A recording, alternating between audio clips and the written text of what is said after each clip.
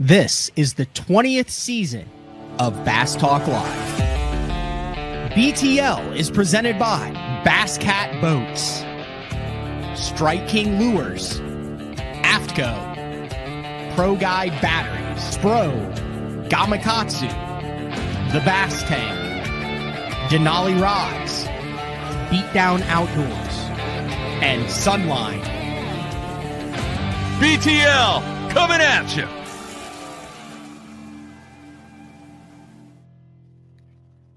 Good morning and welcome to another exciting edition of BTL Bass Talk Live, where we are going to talk about bass fishing. Good show today. The one and only man of many talents, host of Mercer podcast, the Facts of Fishing TV show, Bassmaster Elite Series Emcee, and part merman now that he posts underwater footage of bass making poor life decisions, primarily on Berkeley soft plastics. Dave Mercer joins the show today. And it'd been a while since I caught up with Dave. We had like a little segment that we did, and then I'll have to ask him. We just literally stopped doing it. Like, we never had a discussion about it. Like, we had like some stuff planned, and then I was busy one week and he was busy one week, and then we just never did it again, which is why consistency, repetition is important in life. So we'll see what happened to a cull, where we would keep or cull a topic. And then I just haven't caught up with them, and there's a lot in the industry. So I went Bill O'Reilly and said, we'll do it live. Literally sent him the "we'll do it live" meme. So we'll do it live. Speaking of live, there is Dave Mercer.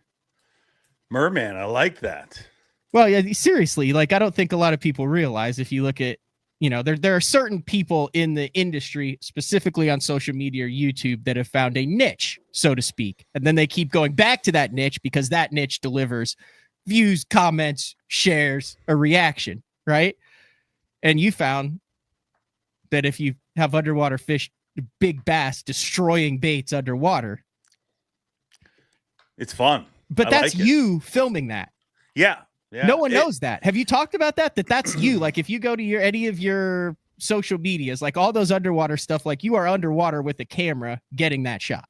Yeah. Yeah. I mean, I talk about it. I probably should talk about it more, because most people are shocked when they find out. Like, people think because I do so many things that I have an elaborate crew that does it. And we have a crew that works on the Facts of Fishing TV show and stuff like that. But with the underwater stuff, it's pretty much all me. But I'll be honest, I wouldn't really like it any other way, because it is, I mean, you've talked to me enough about it off camera where I'm obsessed with it. Like, this is a depressing time of year, because just a few weeks ago I went for my last swim of the year. I mean, it's just too cold now and things are starting to freeze up.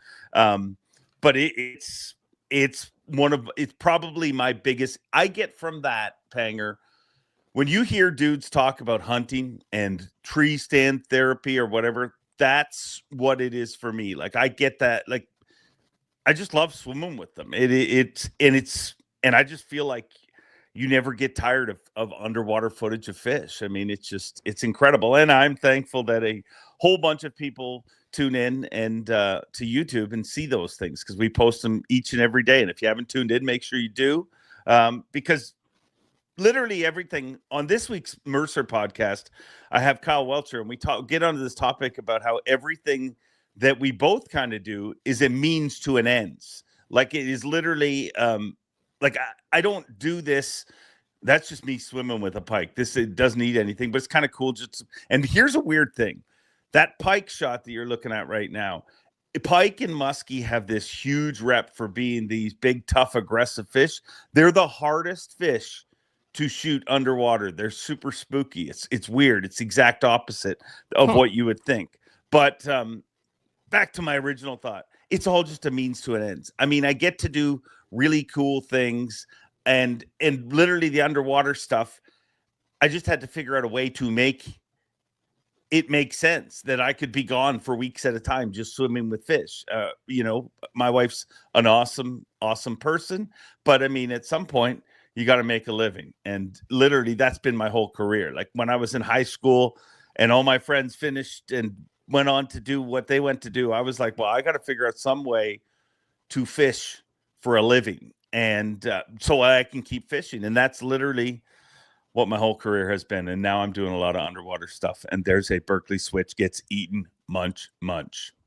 And these are not, these fish aren't, are they? They're not in an aquarium. I wish. I get accused of that all the time. Yeah. No, a lot of the footage is shot on public water. We shoot a lot on the St. Lawrence River. I have a few kind of private lakes that I shoot on as well. But I mean, they're 25 to 50 acre private lakes. It's but the advantage to them is just simply you can not be bothered when you're doing it. Yeah. You know, when you're on a public lake, people are like, what are you up to? There's boats that come through and it kind of messes with things. But yeah, no, some pretty cool like stuff. that one. Like I have a tough time just getting a frog bite fishing it. So like walk me through that one. Like, do you have the fish? I mean, this would have to be a private pond deal. That is this one would have to be this because particular shot. Yeah. But I'm just saying, like, how long does that take to set up? Like, do you have a fish in mind? Do you just go down to the bottom? Who's fishing the frog? I mean, is Rojas up there on the front deck twitching that thing around? In this situation, my son is actually working the bait. Really? And I'm shooting. But basically you get to where a fish is, and I explain to people, it's literally like if you talk to any photographer and they say, how do you get a cool picture of an eagle? How do you get a cool picture of a moose, any kind of wildlife? You spend a bunch of time, and the fish will get used to you. Like the fish will ignore you basically if you're still and you spend enough time. So literally that's a situation where you're casting repeatedly in front of the fish. And that's another reason why a lot of times I don't use hooks. People will be like, oh, this must be a tank, he's not using hooks. I don't use hooks for one reason. It is hard enough to get a freaking fish to eat in front of your camera and it be in focus and everything line up right. So if I get one to eat, I want to take multiple opportunities. You know, there's times where it eats, but it eats right at the edge of the shot. You know, you just can't track the shot over quick enough. So that's why I don't use hooks, because sometimes you can get a fish to eat multiple times. Well, there you go. Yeah. Yeah. That's cool stuff. You've had some really good shows recently. I'm curious on, so I've not had Brent Ayler on the show recently, but I'm curious after your time with him. I chuckled when I saw the title and watched a little bit of it. He is underrated interesting in this industry. Would you not say, like, as far as one of the most eclectic guys, he does not get enough credit for that just as a whole? Oh, no, hugely, very, very interesting. And he'll go anywhere. Like, yeah. I mean, he's big time into aliens and all sorts of different stuff. And that's honestly what I try to do with that show. I mean, I tell all the guys, as close as we can have this to a real conversation, the better the episode's going to be. And some guys, it takes a little while to get there. Some guys like Brent, it's pretty easy. I find the less you talk to him about fishing, the more interesting he becomes. I would agree. Another guy that I got to spend a lot of time around recently was Kyle Welcher. And every time I'd been around or interviewed Welcher in the past, it'd been all business. Like he's all business. I'm curious, you recorded that yesterday? Yeah, last night. Yeah. I didn't know if that you're cool saying that. Well, I just No, that's fine. It's fine. It airs Wednesday. So if he's one of those guys also similar to Brent Ayler, like what's going on behind in his head is way more complex than the Alabama accent. Let's just chuck this thing under a dock and see what happens that he kind of portrays on the YouTube. That time I spent with him in Japan, dude, that guy is super intense on the mental aspect and the health and the diet and all. And I was like, well, let's do it. And he's like, yeah, man, no, I don't want to go into depth on any of that stuff. He does that a few times on this show. Like that's cool though, to me, where a guy has the balls to be like, yeah, I got something for that, but I ain't telling you it. Like most people will lie, but he straight up like says, oh no, there's a few questions he won't answer. But dude, he is, from the first time I met him, I literally said, this dude is the love child of Kevin Van Dam and Aaron Martens, because he has that outside of the box thinking that Aaron had, that amazing, like, what you think he's going to go this direction, but it's totally different. And he thinks about it. When you ask a question, there's one answer, but he's got 4 different directions that it goes, and it all computes in his brain. But he also has that, like, step on their throat, I want to beat everyone, that KVD has. So when we were in Japan, we had that day to fish, and 10 minutes in, I had a bite, and my goal was to just Cruz, Welch, or myself, all we wanted to do was say we caught a bass in Japan. Well, I messed up. I lost one on a Ned rig with metered 3.5 pound line and a 5'2" extra light bait caster on a BFS system. Long story short, it was like a rubber band trying to set the hook, and I was and Welcher was 10 feet from me. We kind of wandered off on this thing, and I immediately went to, there was my chance. I can't believe I blew my chance. And he, as the day went on, had a serious conversation with me about how my mindset in that moment was all wrong, because I had already negatively projected that was my chance, that I had made a mistake, that I wouldn't get another chance. And he went into how you needed to turn that into a positive, that you had a bite, that it was going to happen. And he hadn't caught one yet either. And that's how I kind of went down this path with him, where he was like, dude, you're manifesting, in a lack of a better term, you're already beat. He's like, you should have turned that into a positive. And literally at the end of the day, with 5 minutes left, he jacks one and caught one. But it was interesting how he was like, dude, your outlook for the rest of that day trying to catch one in Japan was tainted, which resulted in you probably not catching one. And he's like, and then that translates over into your tournament fishing as well. And that was just the very tip of the iceberg. He was just using that as an example. And I was like, yeah, I can see why this guy won an Angler of the Year and may win an Angler of the Year in the MPFL. Yeah, you're talking about a dude that doesn't eat bread during competition because it foggies your mind. Yeah. I mean, he is, and I think that you're right, that Alabama accent and how kind of oh shucks he is at times. I think it takes people a little while to realize what they're dealing with, but he is a handful, and he's going to be a handful to deal with for many, many years. I mean, this sounds horrible because he's an Angler of the Year. I'm shocked he hasn't won more. Yeah. Literally, that's how good he is. If you'd have told me, I mean, Angler of the Year is an incredible, if you win one, but I'm shocked he hasn't won a couple of elites by this point. He almost won the Bassmaster Classic. He's that good. Sam says a little sweat room healing moment from the tribal medicine man. And then it's hard to believe. So I think he's kind of reinventing himself as an angler too, which I think kind of showed up in last year's results on the Elite Series. A second, what is he, first or second man out of the? Yeah, second man classic. Out of the classic. Yeah. But just kind of watching him and talking with him, I think there's several guys that are kind of reinventing themselves, so to speak, but they're doing it. They did it throughout the year last year, and I expect him to come back incredibly strong in 2025. How do you mean he's reinventing himself? Well, I think there's a whole, so I'll say it now. I got Cliff Crochet on the show tomorrow, and he's got an announcement, Cajun baby. Yeah. And who knows where we're going with that. I think he had a head cold. He might've been on some cold medicine when I talked to him yesterday, but anyway, he's on. So I think there's a group of anglers that are in the middle zone. They're not the wily veterans that are what they are, and they're going to be that until they either retire or get forced out. They're not the young guys that haven't grown up with the technology, that don't know any different. They're that mid, early 30s guy that came up and the technology is somewhere in the middle for him, right? And so you have a guy like Welcher, who obviously has the utmost confidence and skill and ability in the way he has done it growing up, but I think he's also open-minded enough to see the advantages of implementing certain parts of that technology into his game. We saw that when he did win Angler of the Year there at the end, even though he admitted that's not his strong suit. That's not what he wanted to be doing.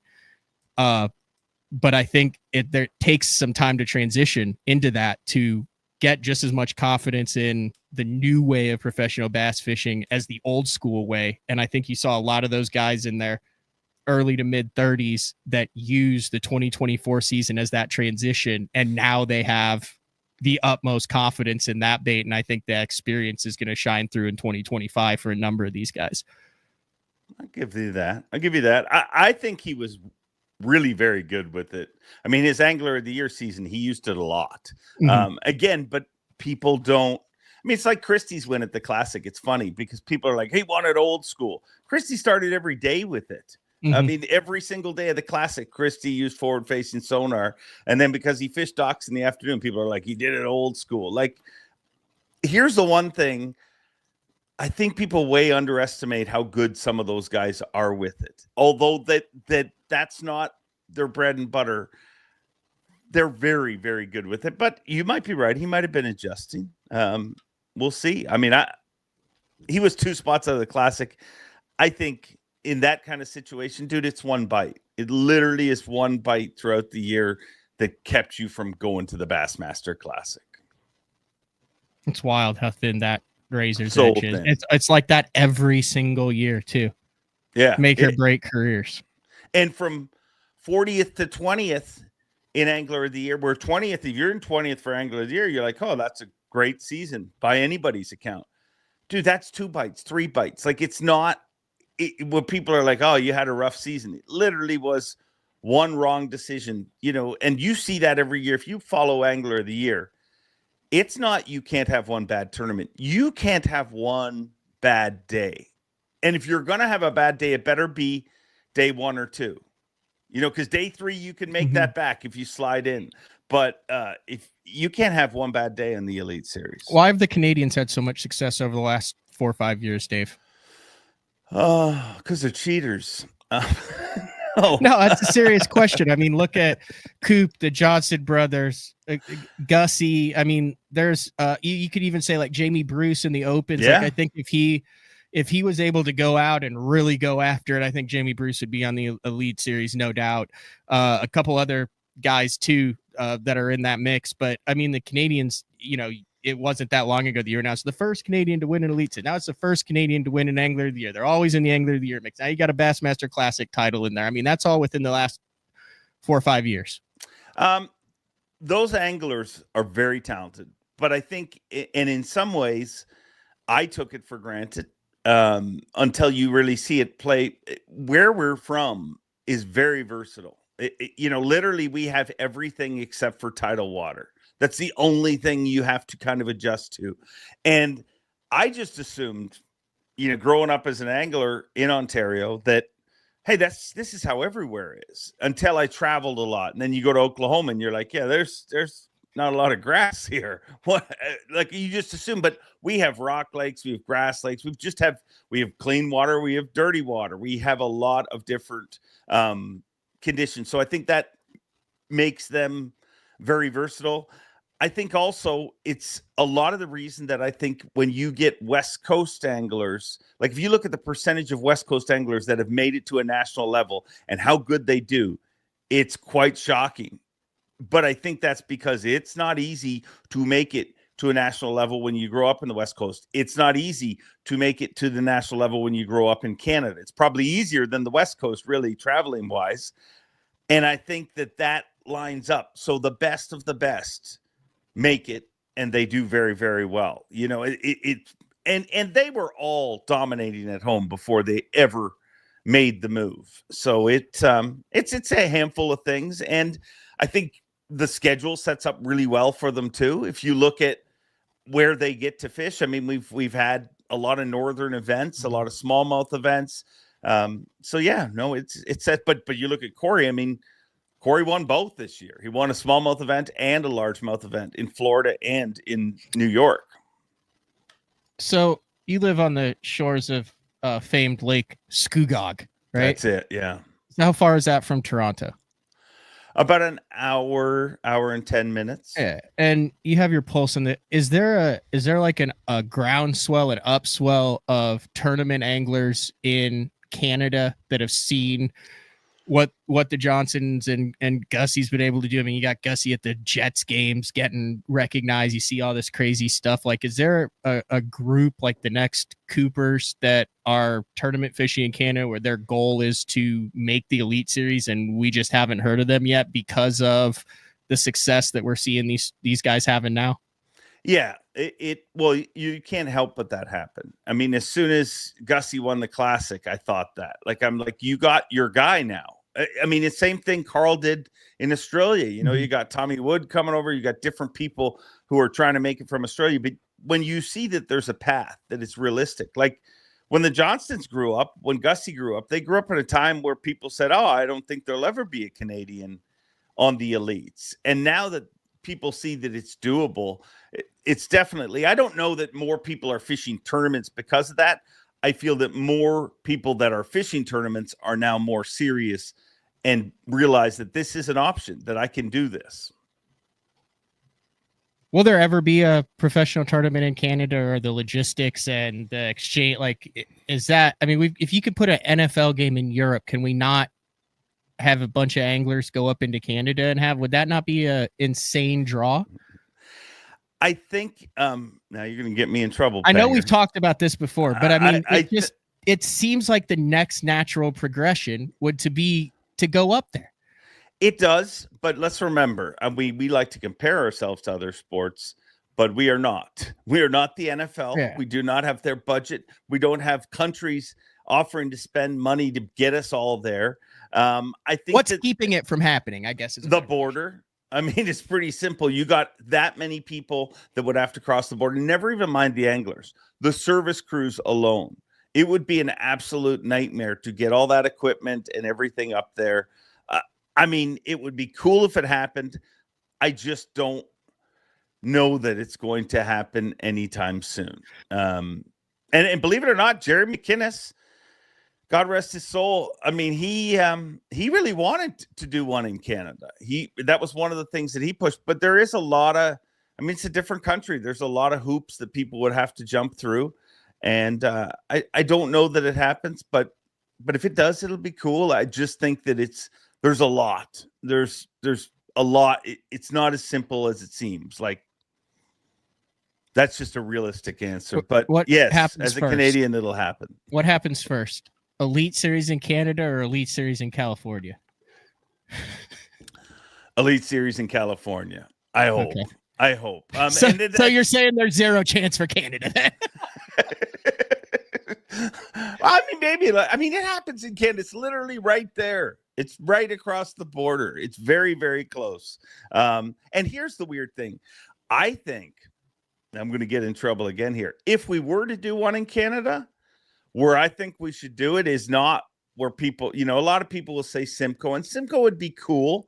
But I mean, Simcoe is very similar to Thousand Islands and a lot of the, and St. Clair, a lot of the stuff we see. If they did one in Canada, I would say do it up in Lake of the Woods. That's what I got. I got LOW written down right here. I was curious if you would say that. Oh yeah, that's the Canada America wants to see. I mean, it's just there's eagles everywhere. It's wild. It's just there are largies in there too. Yeah. See, the other one I was thinking of would be Eagle Lake in Ontario, but I don't think it has largemouth in it. I don't think so. So Lake of the Woods is it's the deal if you have one up there. Oh yeah, and dude, and Kenora is where you want to have it. Like if you, because you got a community that already, where Gussie's from, that community has one of the coolest grassroots tournaments there is. Like, and when I shouldn't say grassroots, it's a major event, but KBI is a huge event where thousands of people come out to the weigh-in. That is the major event of the town. It's a fundraiser. It's everybody in the town is involved with it. And if I've learned one thing over the last number of years, you look at where Bass has done really well. Bass has done really, really well in Waddington. Bass has done really, really well in Orange. Those two communities, I mean, there's other places we've done well. Obviously, I mean, we do well most places. Palatka, another great one. But if you look at all those communities, it's when the whole community comes together to make the event. Like, I mean, I always used to say, like, Waddington, the first time we went to Waddington, every single business in town had a booth at the expo, including the funeral parlor. So if you want to realize the support that comes from a community, and that's the kind of area that Kenora is. So I say, if it were to happen, that'd be where we go. And it wouldn't be that bad. I mean, it's not far from International Falls, so it wouldn't be that bad for a lot of our guys. I'm trying to find a video of this. Is that where they have the weigh-in, like in the tent? In the tent, and it's absolutely slammed. Yeah. It's wild. It's incredible, really. I'm trying to find. Here's I think Jay Siemens fished it one time, right? Yeah. He's fished it. Okay, here it is. I can show like a clip of his stuff, right? I'm sure. Yeah, I'm sure he'd appreciate it. Jay Siemens is next level. He's never even heard of BTL. I promise you that. I'm pretty sure he has. He has. I would put a 0% chance. Like I'm going to tell you he has. Dude, you know what? You watch his stuff. It's the most highly produced. It's phenomenal. And I don't even fish any of that stuff. I'm pretty sure he's heard of it. Do you want me to call him and find out? I would love to get him on the show. All right, let's call him right now. You're going to call him right now live? Look at that. There it is. That's it, right? That's it. Look, there's confetti cannons. You're really calling Jay Siemens. Yeah, he might leave me on. He's got to be filming right now. It's first ice up there. He's got to be out on the ice. Your call has been forwarded. Yes. What a dick. But look at this. That is cool. It is. Yeah, it's incredible. It's an incredible event. You look at that. That's I mean, there's a lot of great communities, but Kenora is a special part. And I just think Lake of the Woods is that cool part of Canada. I mean, it's just a really amazing part. So, but I don't live there. I live near Lake Simcoe and stuff. So there's a good chance that a lot of my local friends hate my guts right now. Thank you, Panger. No, it's all good. If you are wanting to get into the Jay Siemens stuff, he does like all these different series. Right now they're doing the Outpost, which it looks miserably cold with what they're doing. But I've never caught any of those species through the ice. I have no idea what they're doing, how they're doing it, whatever. But I love that series. And it's amazing. Like you kind of do a little background digging into like his business. Is the word acuity? His business smarts? Acumen?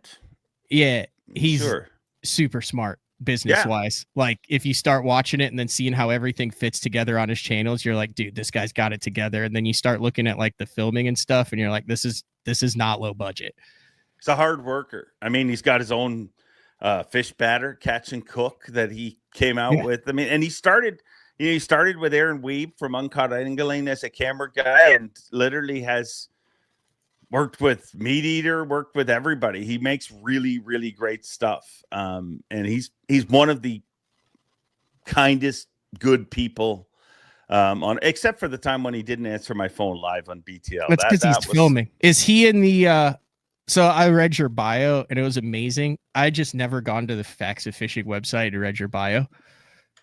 And then from there, I went down a lot of different wormholes. Did you? Yeah, like, is he in the Canadian Angler Hall of Fame? Is he the youngest angler, the youngest person inducted into the Canadian Angler Hall of Fame? No. Who holds that title? That'd be me. All right, I got a bunch of these wormholes. You have no idea what we're getting into, but we do need to take our first break of the show. Okay, why did you read that? The bio hasn't been updated in a long time. I know, that's why it's awesome. And then if you take that and then you do other keywords, like I want to get into this hog craw that you developed when you were 15. Yeah, it was a winner, clearly. I want to get into that. Yeah. You good on that? What's your time frame today? I got all day for you. Let's oh my God, turn this into a BTL marathon. All right. We're going to just do like quick little breaks. We'll be back in a minute. It's BTL on a Tuesday with Dave Mercer. We'll be back right after this. The new Puma STS has been redesigned from the ground up. With the angler, design, function, and performance in mind, nothing on this new offering was compromised, and the only thing carried over from the previous version is the name. Based on the Soft Touch series hull that started with the flagship Jaguar, this new model is nimble and performs incredibly well at all speeds with either a 250 or 300 horsepower engine. Featuring a new 96-inch wide-body footprint, this hull measures out at 20 foot 7 inches in length. Industry-leading design coupled with tournament-winning performance. The Puma STS from Basscat. Feel the rush.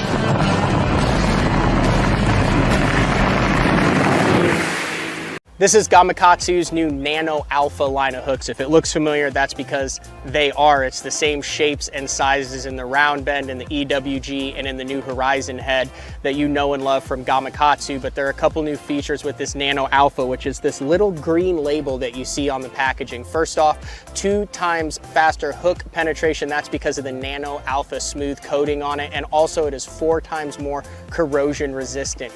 Check it out, Nano Alpha. I've been using Sunline Shooter for the majority of my career. Millions of dollars made, lots of bass caught, and the gnarly, gnarly stuff.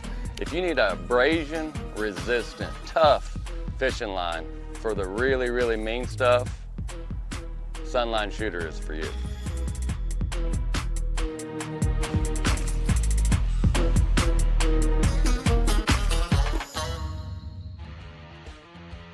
Welcome back. B-Tail on Monday, talking with Dave Mercer. Yeah, let's get into this. So, like I said, I looked at your Facts of Fishing bio, and which led me to the youngest angler ever inducted, which then led me to the article, which you were inducted, which then had a list of your accomplishments, which at the time, one of your accomplishments is the first angler with over 100,000 Facebook followers. Yeah. Which I thought was exceptionally interesting. And then I have never heard you talk about you're the first person to ever throw out a first cast instead of a pitch at a Major League Baseball game. Have you talked about this story? Well, yeah, back when it happened. Well, that was 2009. Yeah, I don't know. There's a it doesn't have the year, but yeah, no, I did throw out around then. Yeah, I used to do a lot of cool things before I worked for Bass. Now I'm so busy working for Bass, I don't get a chance to do all those sort of cool things. But here it is.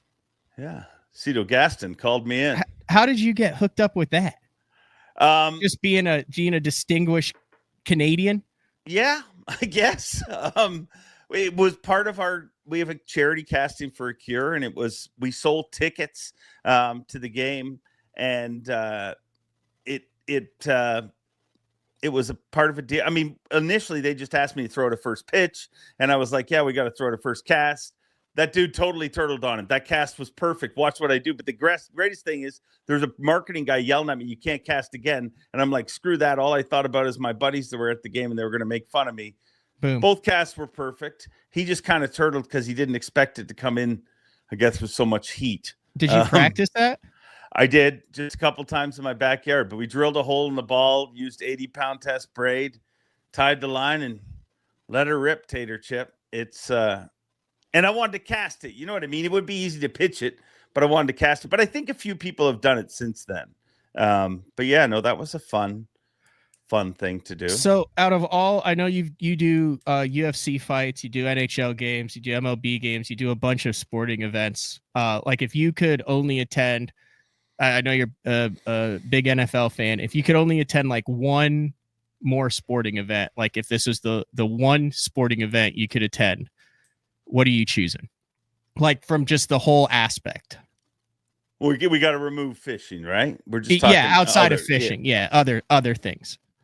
I gotta go a Kansas City Chiefs Super Bowl. I mean, I've never been to the Super Bowl. It's one of the I would love to do a lot of those cool events. Like I'd love to go to the Masters at some point. UFC fights are great, but I mean, there's nothing bigger than the Super Bowl. I mean, I would love to attend a Super Bowl, and obviously with the Chiefs in it, and most likely winning, which will make more people hate me. How many of the Chiefs fish? I know that Chris Jones fishes. It's actually Patrick Mahomes and Travis Kelce have fished. I know I've seen pictures of them fishing. They actually fished out of Port Aransas in Texas, right where we used to do the Redfish Cup. But I'm sure a few of them. But I know Chris Jones is pretty hardcore about it. Huh. So another thing that I found going down the wormhole then was I was unaware that you're a best-selling author. Yeah. I did that too. Quick Amazon search. Yeah. The Facts of Fishing 2010 edition with Terry Battisti, who is the co-host of the Big Bass podcast with Ken Duke. 135 Secrets Fish Don't Want You to Know. It is actually quite a hefty book. It is 256 pages long with dimensions of 4.75 inches by 0.63 inches by 6.25 inches. That's almost 3/4 of an inch thick in those 256 pages.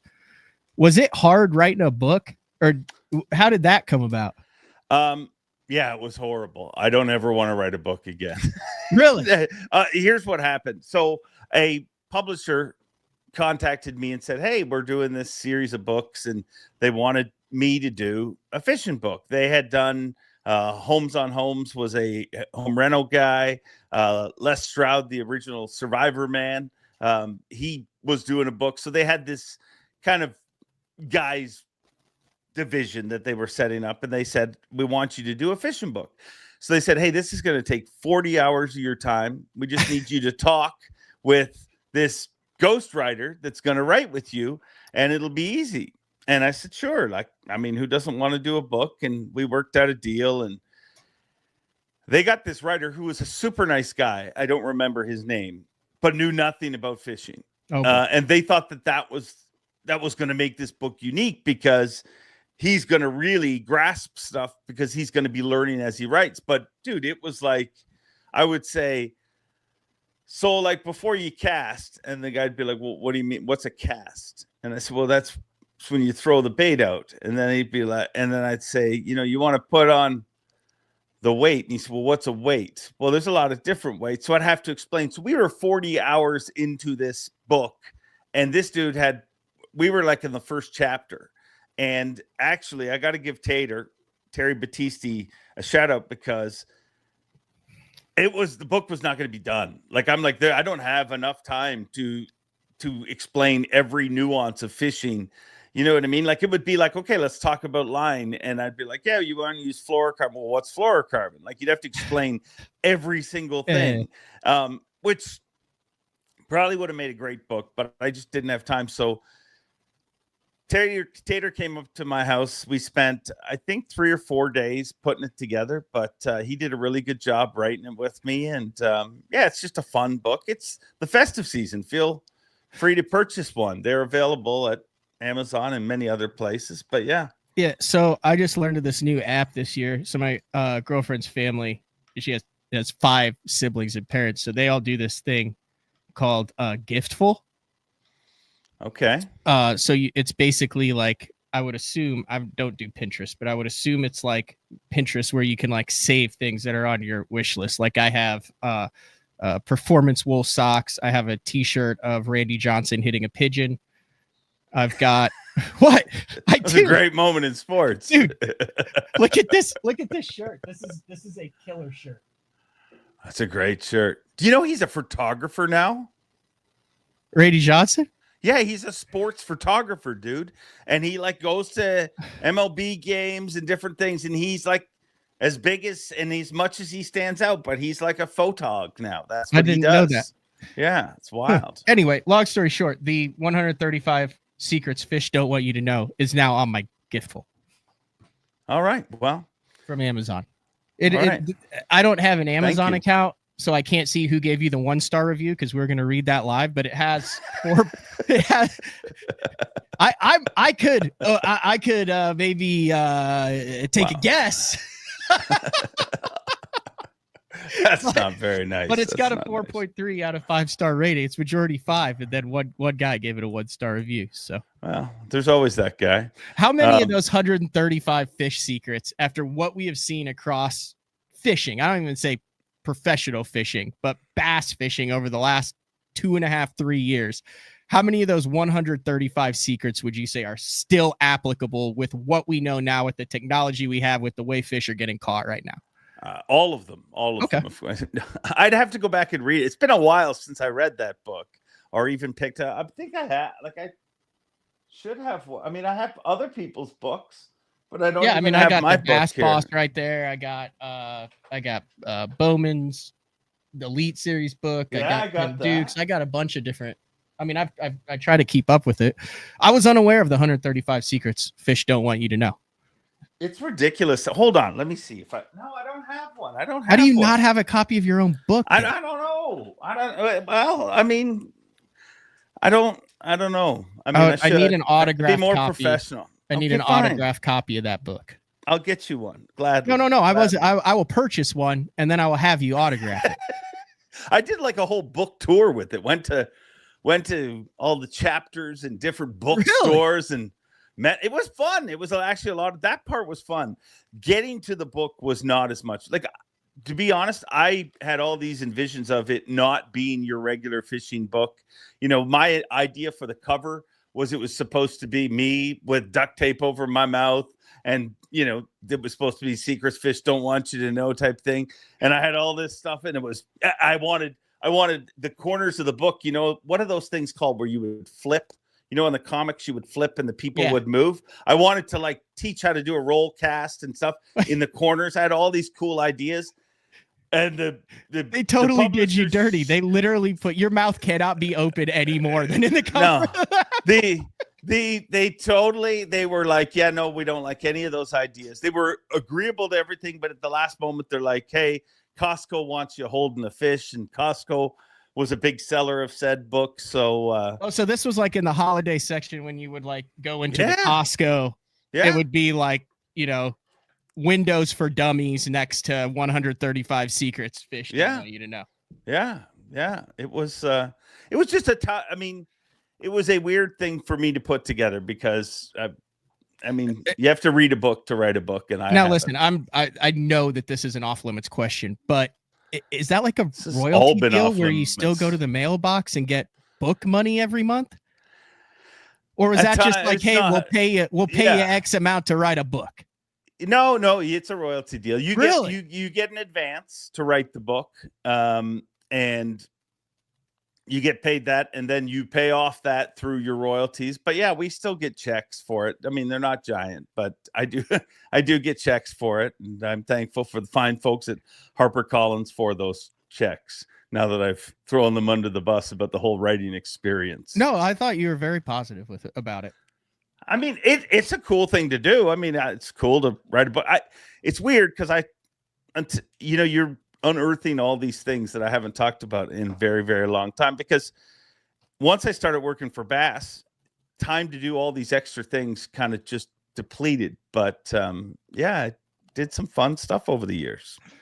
I would like to know, so we've gone through like your whole how you got the job with, you talked about that, all that. You can go back and either watch your other BTLs or Facts of Fishing, but the 15-year-old Innovative Tackle Design, which was the name of your company, and then your bait, which was the Hog Craw, which according to the bio, you went tackle store to tackle store trying to get this thing sold.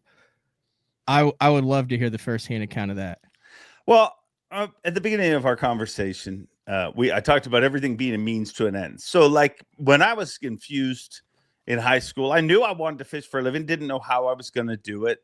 Knew I wanted to do something in the industry. So I designed a lure called the Hog Craw. Basically what it was is a little plastic crawfish that I would shove up the butt of a tube.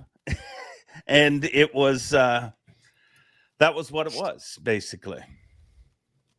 Okay. So, and I sold them. I mean, and we sold them. They were popular for a little while, but my interest in that kind of weaned. So did you like sell them to a different company? Like, was there a company that bought the bait then, or did it just? No, I just sold them directly to tackle stores, dude. It wasn't as advanced as maybe you're making it sound. I literally bought some little crawfish plastics and I bought a bunch of tubes, shoved them in with a head, and that was the Hog Craw. I mean, but it's funny. Like there's companies coming out with baits that are very similar to that even still today. And I Yeah. kind of giggle. I'm like, yeah, it's not really that new. What's the one up north? Crawfish It's the tube. Big Bites tube that everyone flips. It's like a tube with the craw pinchers on the side. Guys in Minnesota are obsessed with it. I don't know this bait. The craw tube, I think it's called. It sounds like a rip-off hog craw, and my solicitors will be in touch. Yeah, right here. The craw tube. Let's see it. Hold on a second. I gotta pull it up, and then I gotta save the photo. While you're doing that, Penger, I just wanted this to be publicly stated. I believe I'm being railroaded here because when you called me to do this show, I said, "What do you want to talk about?" And you were like, "Nah, nothing. We'll just talk."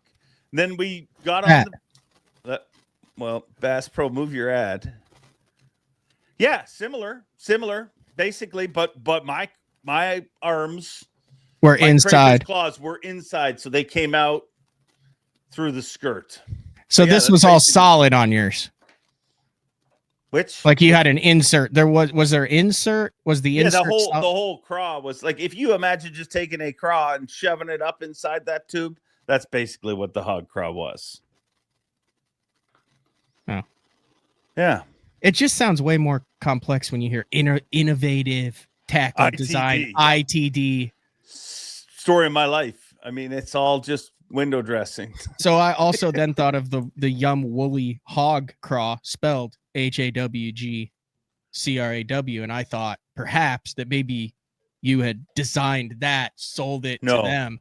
You didn't obviously copyright that name. No. I could hardly pay for the business cards that I got made up. I was 15 years old. I feel I was an overachiever at the time. I mean, I invented the hog craw and I wrote a newspaper column for a little while when I was in high school.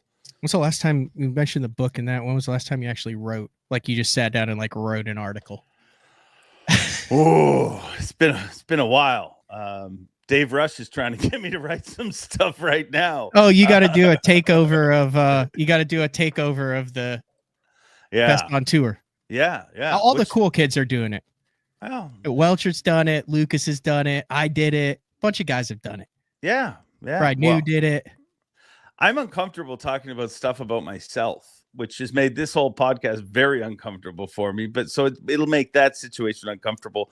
But I'm doing that. And weirdly enough, dude, I write differently. I write a lot still today. Like, I mean, a lot of this stuff, a lot of the Super 6 intros and stuff like that over the years, Ray's Dream, that intro, I wrote that, but my writing now isn't so much for an article. It's for TV spots and for commercials and different things like that. But I do write. I mean, I'm a big fan of writing. I have on my phone, I keep quotes all the time. So I'm always writing stuff like that. Do you have any of like, those available? I'm not digging into Come on, there. You've give us dug a enough. Give us a Oh quote, my Dave. gosh. Give us I a mean, quote just- into the mind of Why do you Mercer. just do this? Why? Like, I just- mean, just I one can tell you quote, my Dave. favorite quote. I'll tell you my favorite quote. It's from John Lennon. I don't even have to look it up. And it's when I was 5 years old. The teacher told me. Wait, let me read it. I'm going to screw it up. John This Lennon. gives us a lot of insight. This is actually kind of explains my whole. You keep them in the notes section, or you keep I them in do. like the favorite tab? No, in my notes. Talk amongst yourselves while I find Oh no. this. Well, I'm just letting the anticipation build. I have a lot of notes. I have here's 450 notes what it in is. here. When I was 5 years old, my teacher asked me what I wanted to be when I grow up. I responded, happy. The teacher said, you don't understand the assignment. I said, you don't understand life. It's a pretty strong quote. That's a very strong quote. It's literally how I live my life. You should get that tattooed. I'm not showing it, but I do.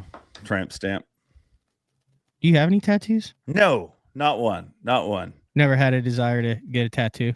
No, and when I did, I'm so thankful. There's certain rules in life, Penger, and I believe them. I teach my kids that, and I'm like, nobody should have a tattoo until they're 25. Not because of any other reason than here's the tattoo I would have got. For a brief moment in time, I thought I'm going to get the barbed wire armbar, which has gone down to be the cheesiest tattoo that many people my age go on vacation and are embarrassed to have in their arm. And thank God I didn't get a tattoo. So don't get anything on your body permanent until you're at least 25. Because believe it or not, stuff that you think is super cool, it doesn't age well.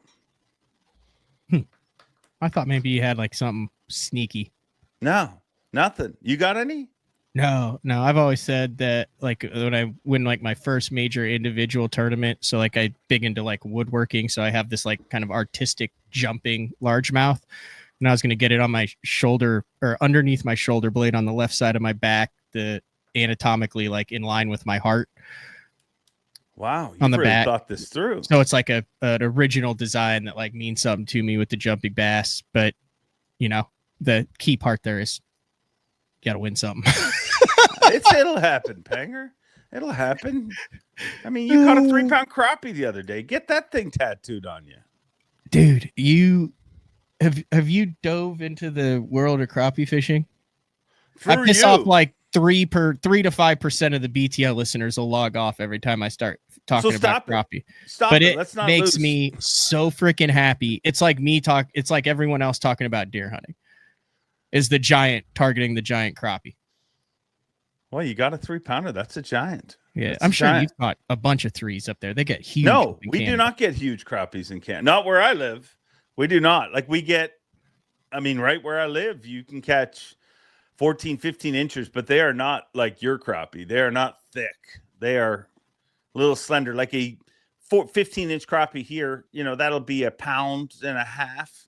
But you're catching 15 inches that are 3 pounds. So it's a much different. You're crappie fishing. I want to come down and do that. Yeah, it's literally just a matter of time. Like you get the time to do it, and we need 2 good days. Top 5 species, non-bass species that you enjoy fishing for. Top 5? Yeah. In order.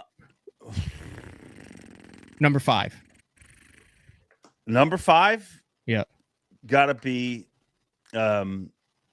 Goliath grouper. Incredible.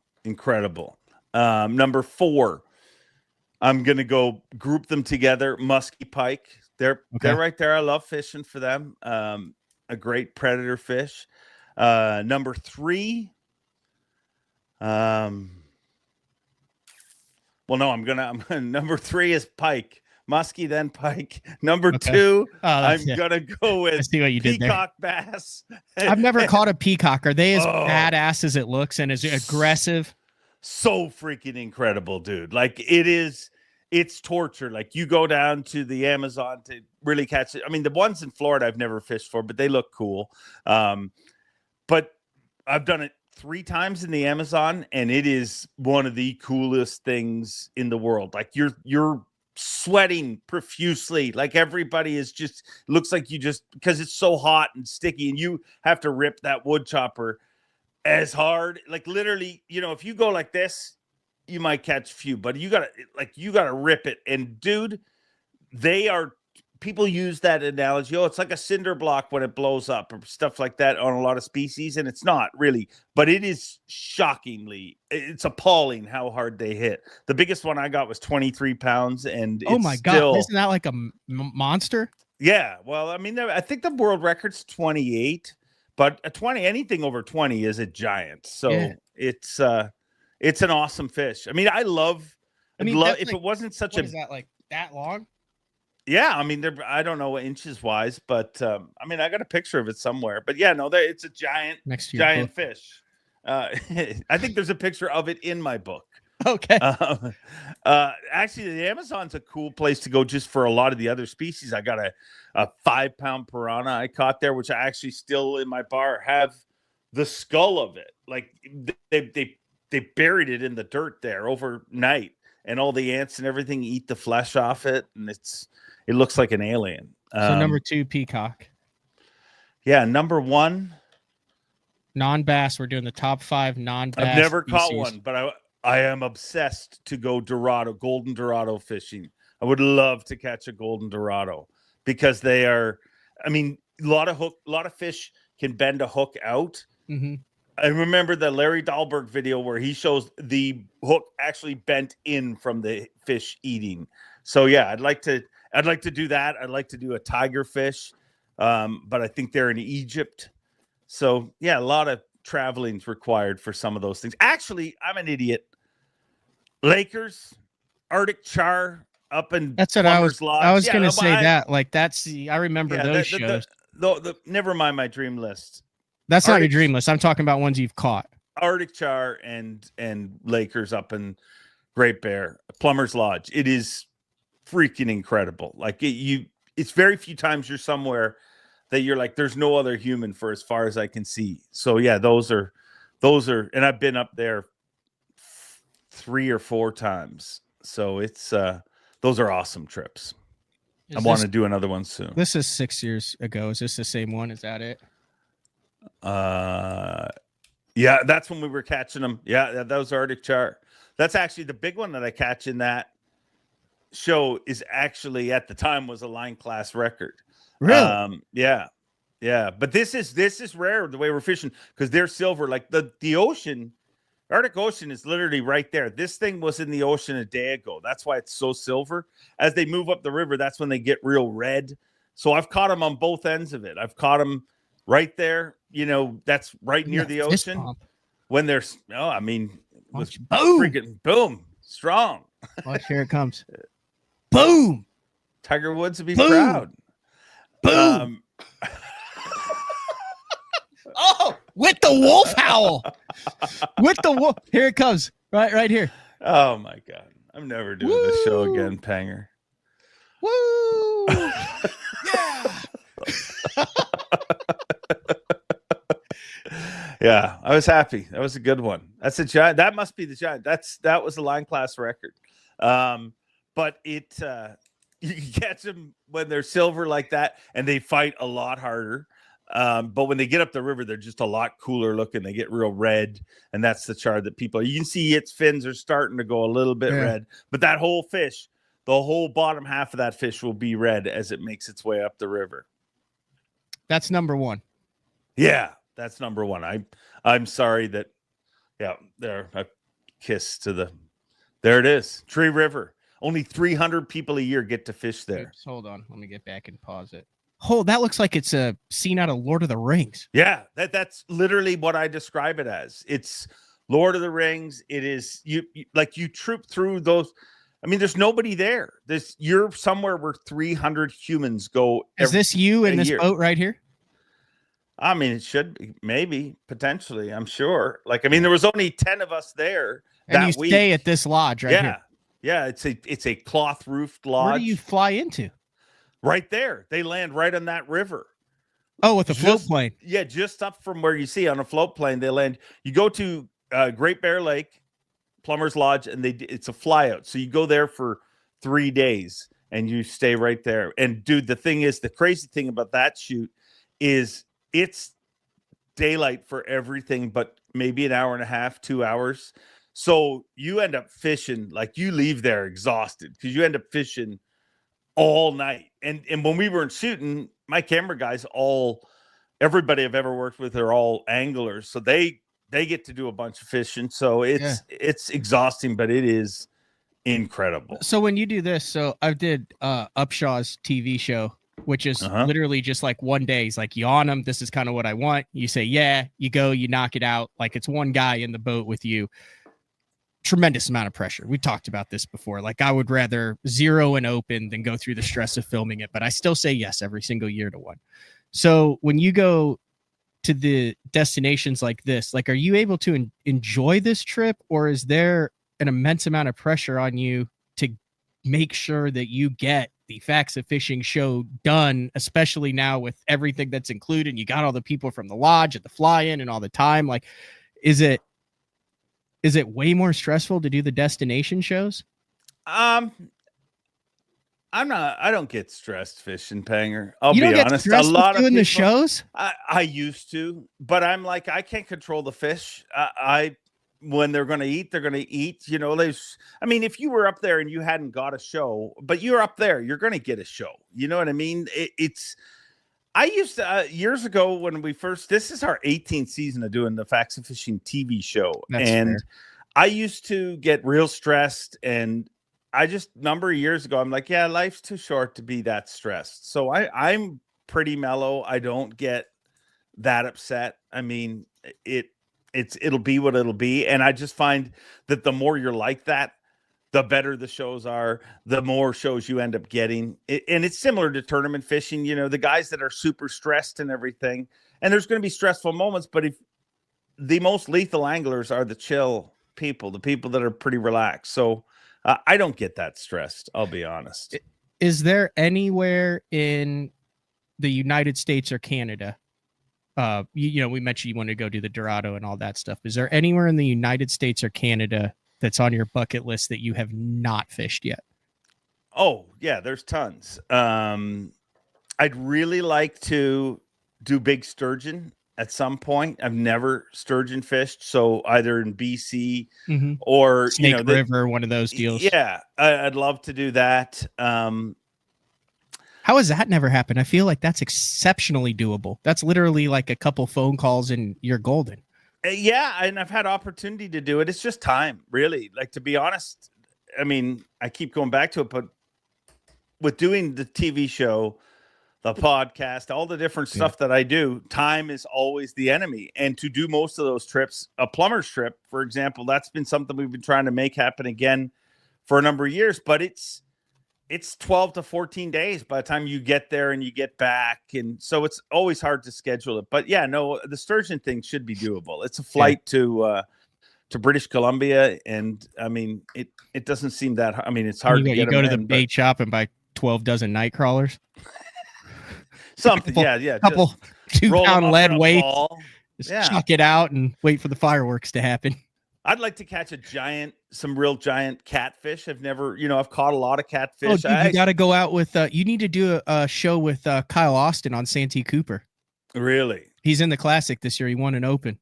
Yeah, I know that. That's what he does like full time. Really? Yeah. Does Blue Cats. He use forward facing sonar for them? Because that's what I've heard those dudes are doing now. They don't even cast the small ones. I'm not exactly sure. I know he sets up, but 15 to 40-pound blues on Santee. Yeah, I'd like to do that. I'd like to do that. That's your in there. That's the biggest. That's got some of the biggest blues in the freaking world there, and he does it every day. Like, he literally builds a shelter over his pontoon boat right now, puts a heater in the middle, and runs winter trips. He just posted it. I'm not kidding. I'm gonna have to check that out. Yeah, check that out. That's what he does full time. I also like steelhead fishing and stuff like that. I didn't even mention that in my 5. See, you caught me off guard. Steelhead, is that the closest non-bass species as far as anglers that are nuts in their own little world that think it all revolves around them? I don't say that in a bad way, because I know that's how the tournament bass fishing world is. The little taste of the steelhead world I've got there, very intimidating, not exceptionally welcoming. Yeah, musky guys are a little crazy too. But yeah, no, steelheaders are, they fancy themselves a better angler than the average human. They're the kind of guys who are like, oh, you bass fish. They're dumb. Oh, exactly. That's 100%. And then they look at you and say, you fish for ditch pickles, and then laugh at you, not with you. Yeah. But they spend all night tying row, and it gets crusted on their fingers, and you'll see them down fishing, and it's just the ones that I was, they look down on the live bait. Oh, they do. They're the pure fly fishing steelheaders. The actual fact that I called them steelhead and they're not in the ocean is going to piss off some of them, because they're fighting amongst themselves, because the Great Lake tributary steelhead, well, they're really not steelhead according to the people who live on the coast, because those are true ocean run steelhead. And I say this knowing that, why don't we get along? The bass fishing world is not exceptionally friendly for those who just step in and have no idea what it is. I'm comparing them. I'm not singling out. Well, we are singling out. As a whole, they're an unfriendly group. We'll just say that. Yeah, people should be more friendly in I'd general. Be shocked if there's a contingent of northern steelheaders that listen to BTL. So I think we're talking among friends here. Yeah, this is good shit. I've also met several very nice steelhead anglers. And those dudes, I would say this: some of the best anglers that they steelhead anglers are very good anglers. Like how that reading water, like there is a Yeah. spot where so this is what intimidated me when I went steelhead fishing. I could, like, you don't know where to stand because you don't know like where the drift is and where the holes are. And if there's anybody that's around you, like if you're in the way or not in the way, the water is very difficult to read for me because the steelhead will be in like weird little specific holes and then presenting your bait to it. Like it's probably the most complicated for the fly guys, probably the most complicated fishing that I've ever tried and was miserably unsuccessful at. I actually, the one time I went steelheading, I caught a red, right? So it wasn't, it was one of the reds, but it was just out of the ocean, right? Okay. So it was a keeper. So I was in the steelhead deal in Alaska. I catch it. I'm with my buddy who's up there and he's a fly fisherman, but I was kind of the guy tagging along where he's like, just, follow me and don't do anything dumb. Might have been his exact quote. So I catch this fish. It's silver. It's clearly a legal keeper, non-steelhead fish. I gut it right there, whatever, gill it, the whole 9 yards. And the steelhead guys immediately called the Alaska game wardens because they thought the guy with the spinning rod just killed an illegal steelhead. And 15 minutes later, a guy came down and said, hey, we had a report that a dude using a spinning rod was gutting a steelhead. And I showed him the fish and was like, nah, it's like totally legal and stuff. Yeah, that's another reason when you asked me earlier about Corey, Chris, and Coop specifically, one of the reasons that they're as good as they also are hardcore steelheaders. They do a lot of steelhead. And so I think that, that helps you read current and rivers and a lot of different things. Yeah, so that's a Kennedy deal. Anytime you get a Elite Series that below the dam is blown out or there's current, Kennedy's going to freaking catch him. Oh yeah. He's nuts, but I love Steve Kennedy. Like he is, I mean, dude, he's one of a very small group that I've not just the steelhead stuff and different things, but like I've watched him, like when we've been at Fork on times where he doesn't make the cut. And he's one of the anglers that several times over the years I have seen as the 10 anglers are checking in to do the Sunday weigh, and now the tournament's officially over. So if you've been eliminated, you're able to go back in the water and you see those 10 coming in and you see Kennedy heading out to fish. I love that he's that passionate about it, that he loves the sport that much. I agree. One more short break, then we'll come back. I got one more quick segment. Like I said, I know you are. God knows what we'll talk about. Has it been an okay show? I think it's been a good show. It's been very different. I mean, what we either do that or regurgitate about what's going on in the bass fishing world. Oh, I got some stuff I got to air after this break. Go to break right now. I'm really pissed about some stuff. All right, we'll be back right after this. Mercer is pissed. Beatdown is efficient. Rock solid. 100% American made.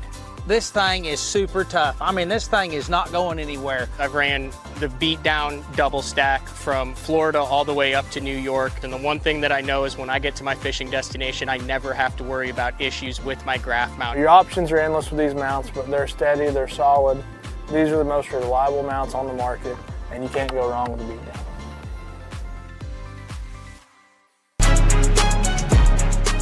When you're ready to hit the water, Denali Fishing has you covered. Regardless of your skill level, from beginner all the way up to tournament pro, Denali has rods, reels, and tungsten to get the job done.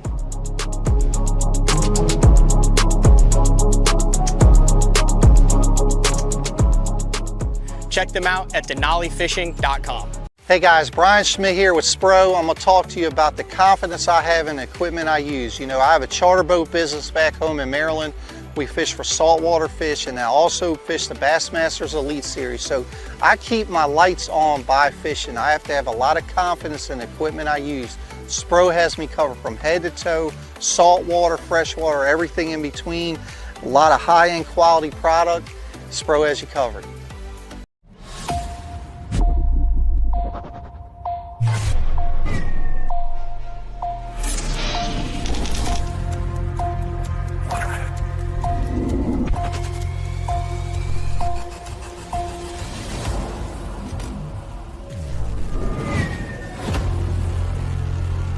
everything you need. One legendary brand. Top one, Strike King.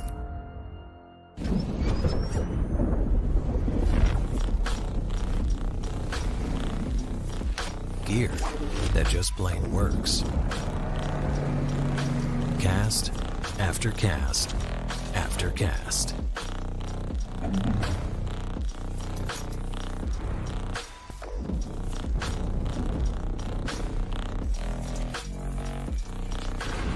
AFCO.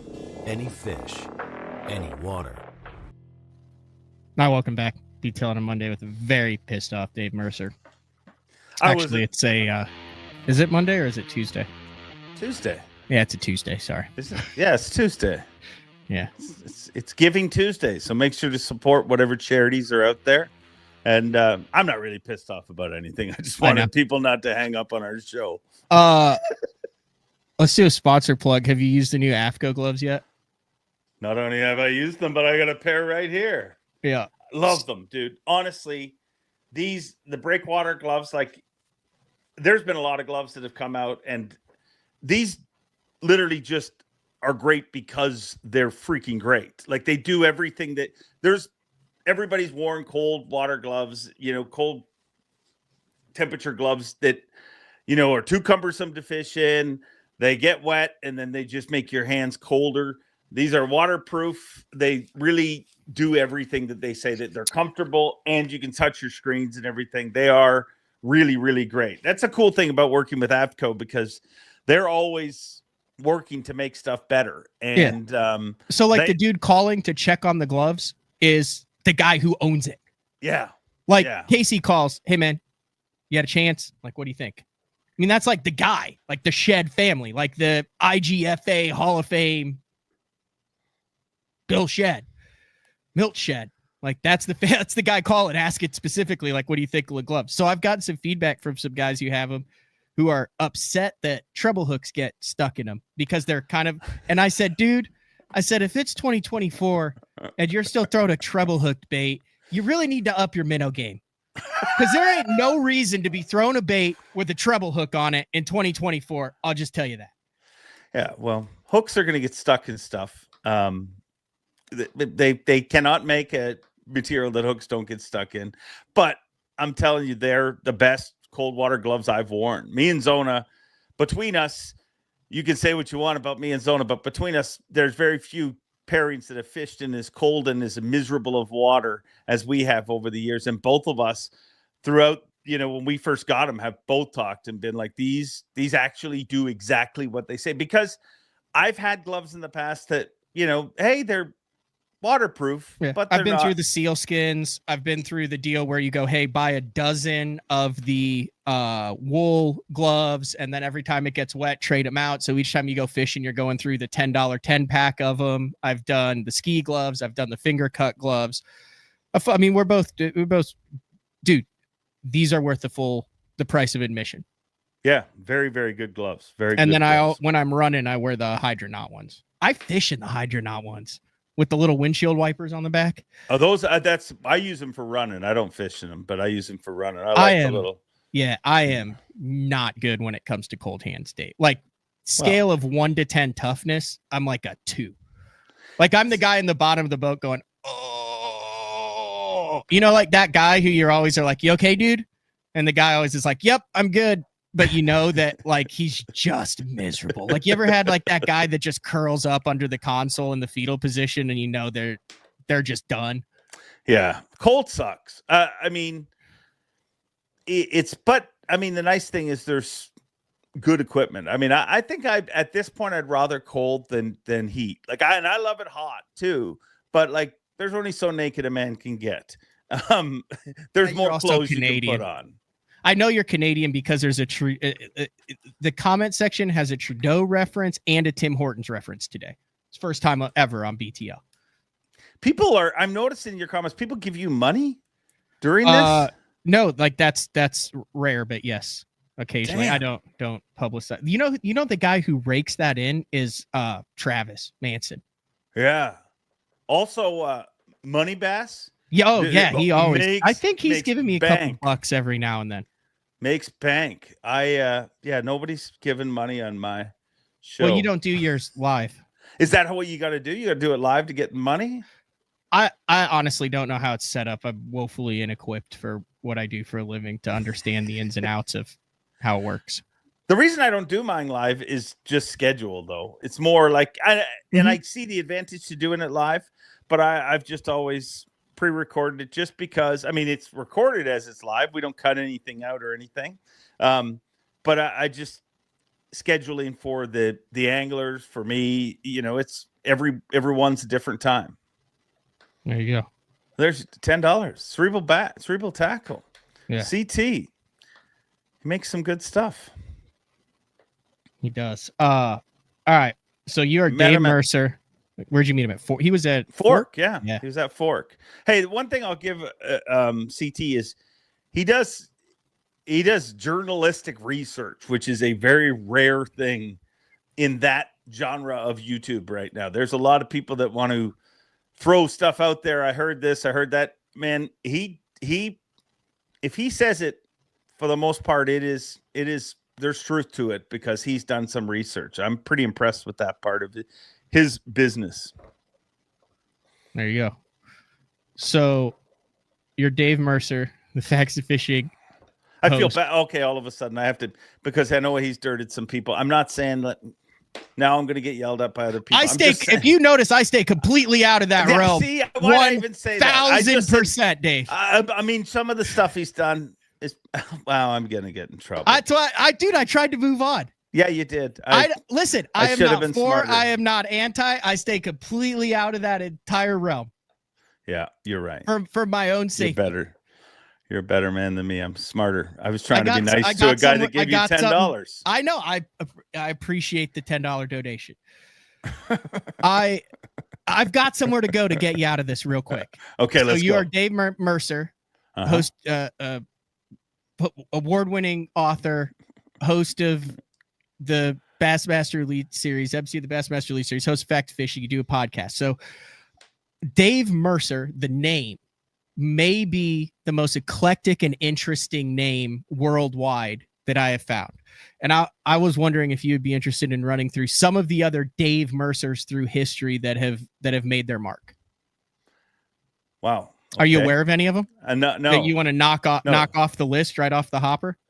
No, there's a dude who makes music that I know we went back and forth because he had my name or something on Twitter, but other than that, I don't know of any other Dave Mercers. I hear from them every once in a while, but I guess you got some.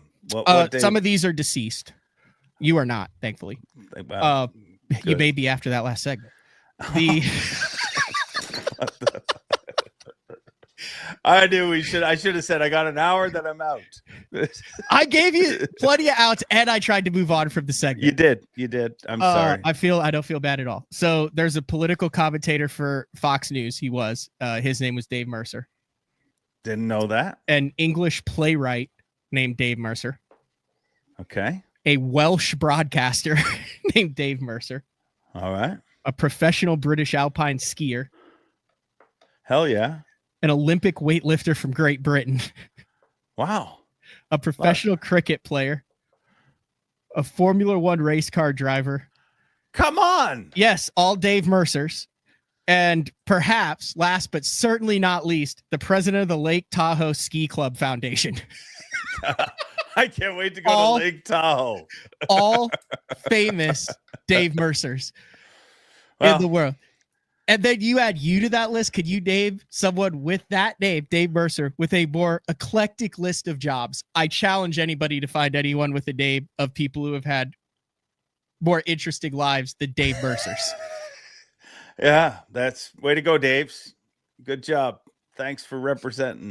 Congratulations. Also, I don't know if a lot of people realize this, but yesterday was the 14-year anniversary of your announcement of hiring with Bassmaster, December 2nd. Come on. Yeah. You didn't know that?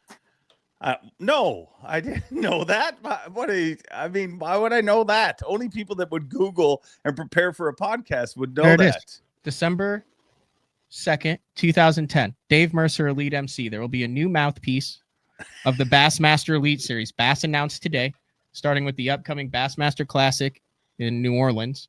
Popular television personality Dave Mercer will control the microphone as contenders weigh fish for the World Championship title. Mercer will also MC all elite events for 2011. Remember this? Well, if I remember release? it. Yeah, of course I remember it. It was a big deal. I think I have it somewhere on my wall. My wife hung up all these. I don't know if I would like to be referred to as a mouthpiece. Anyway, I don't care. Dude, at that point, I was just like, yeah, if I get the job, you can whatever you want. Jerry McInnes, who was the owner at the time, said, "We are so excited to bring Dave Mercer on board. He has a tremendous following through his Facts of Fishing television show. He also has a charisma that I believe fishing fans are going to love." Thank you, Jerry. He produced more than 100 one-minute fishing tips that air nearly 600 times a week on networks across Canada and the United States. Here, I'm taking this off. What do you think your quote was in this?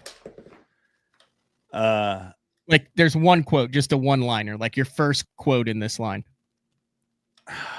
Gosh, Panger, I don't know. I was excited. I mean, holy crap, probably was my real reaction with another analogy. Like, I don't know. What was it?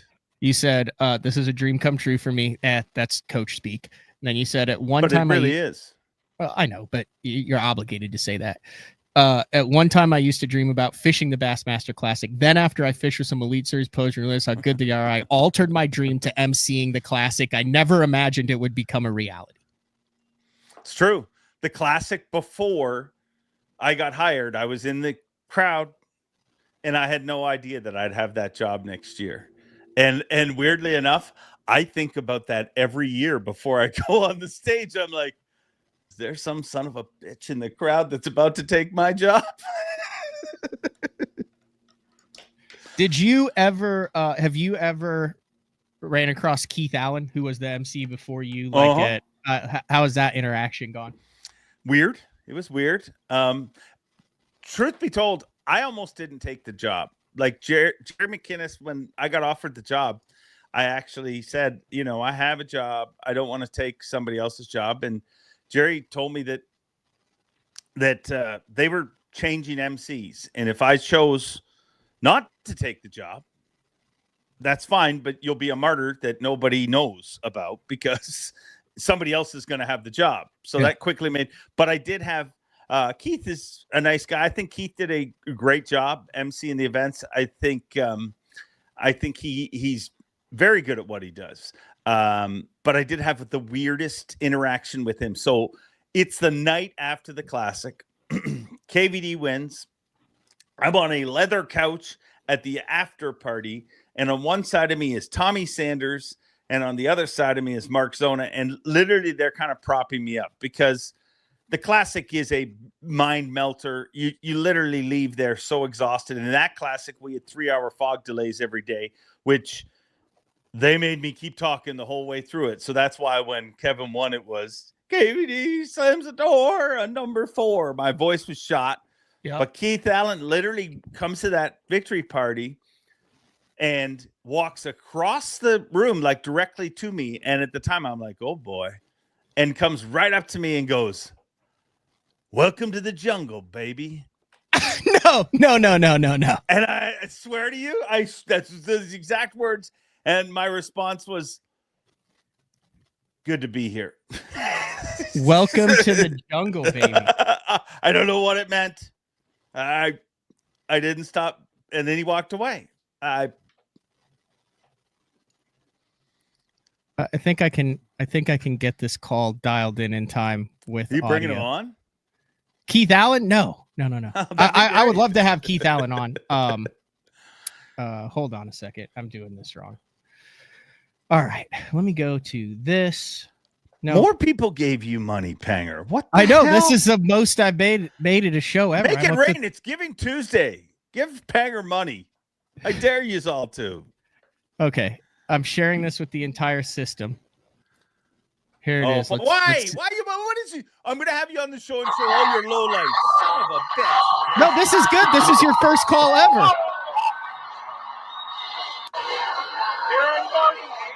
Oh, I forgot this was with A-Mart. Yeah. You got an earpiece in here? Yep.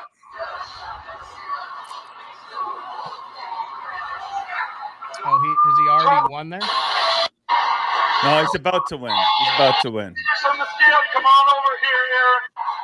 Oh, he knows he's gonna win. He's wait, no, he's holding. Oh yeah, he won by 10 pounds, dude. He needs 17 pounds, 6 ounces to win this. 27.4, I think.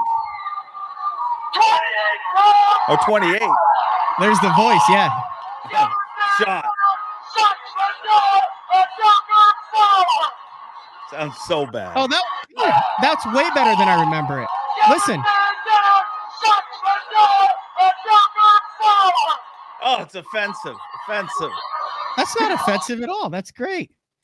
You know what that feels like? I'll give you an example. Do you know, I think Andy Montgomery explained it to me once. He said, I know exactly what you felt like at that moment. He goes, because we go into tournaments and we have fish and we're just praying that they'll stay, that you're running out of fish, but you just hope that those fish will stay, like that you'll have enough to make it through. That is the worst feeling in the world, to be losing your voice on that stage. You're just like, I'm going to move this hole and I hope the words come out. But I've since learned to take care of my voice a little better. Honey and lemon? Just not talking, lots of water, slippery elm lozenges. There's a lot of different things. Wait a second. What'd you call them? Slippery elm lozenges. They just make sponsor? No, not at all. Wish they were. They're just lozenges you take and they just make your mouth moist. I went to a vocal coach after that. And they talked. This is a real thing, people. Yeah, no, it's true. It's true, because what I do with my voice is very bad. They told me I was going to lose my voice if I kept doing it. But the worst thing you can do, there they are, slippery elm lozenges. Nothing like your daily dose of herbal throat support. Why is anyone listening to this anymore at this point? But what I do with my voice that is bad, your vocal cords are very thin. Like, it's easy to screw them up. And the worst thing you can do is gravel them. And when I do that a lot, when I introduce people, like, you know what I mean? Like Kevin Van, that is not good for your voice, but I think I've learned to take care of it better. I mean, you probably shouldn't start at the Bassmaster Classic is my advice. Okay. So that was a good call. So we're doing lists today. So I'll just do your top three Elite Series calls in order of your favorite calls. That's that one, which was obviously the first one.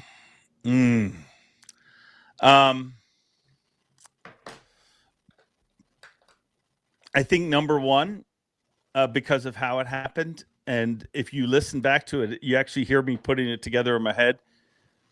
Well, I'm not supposed to start with one, am I? We can do it. I want to see if I can look them up too. Unbelievable's number one, I think, with Jordan Lee. And because the first time I say it, I actually just say unbelievable. Like, because it was him. I mean, he came back. He didn't think he was going to win that classic. But then it came out of my mouth. And I'm like, wait a second. Unbelievable. And it became a thing for him. I'm trying to think about them all.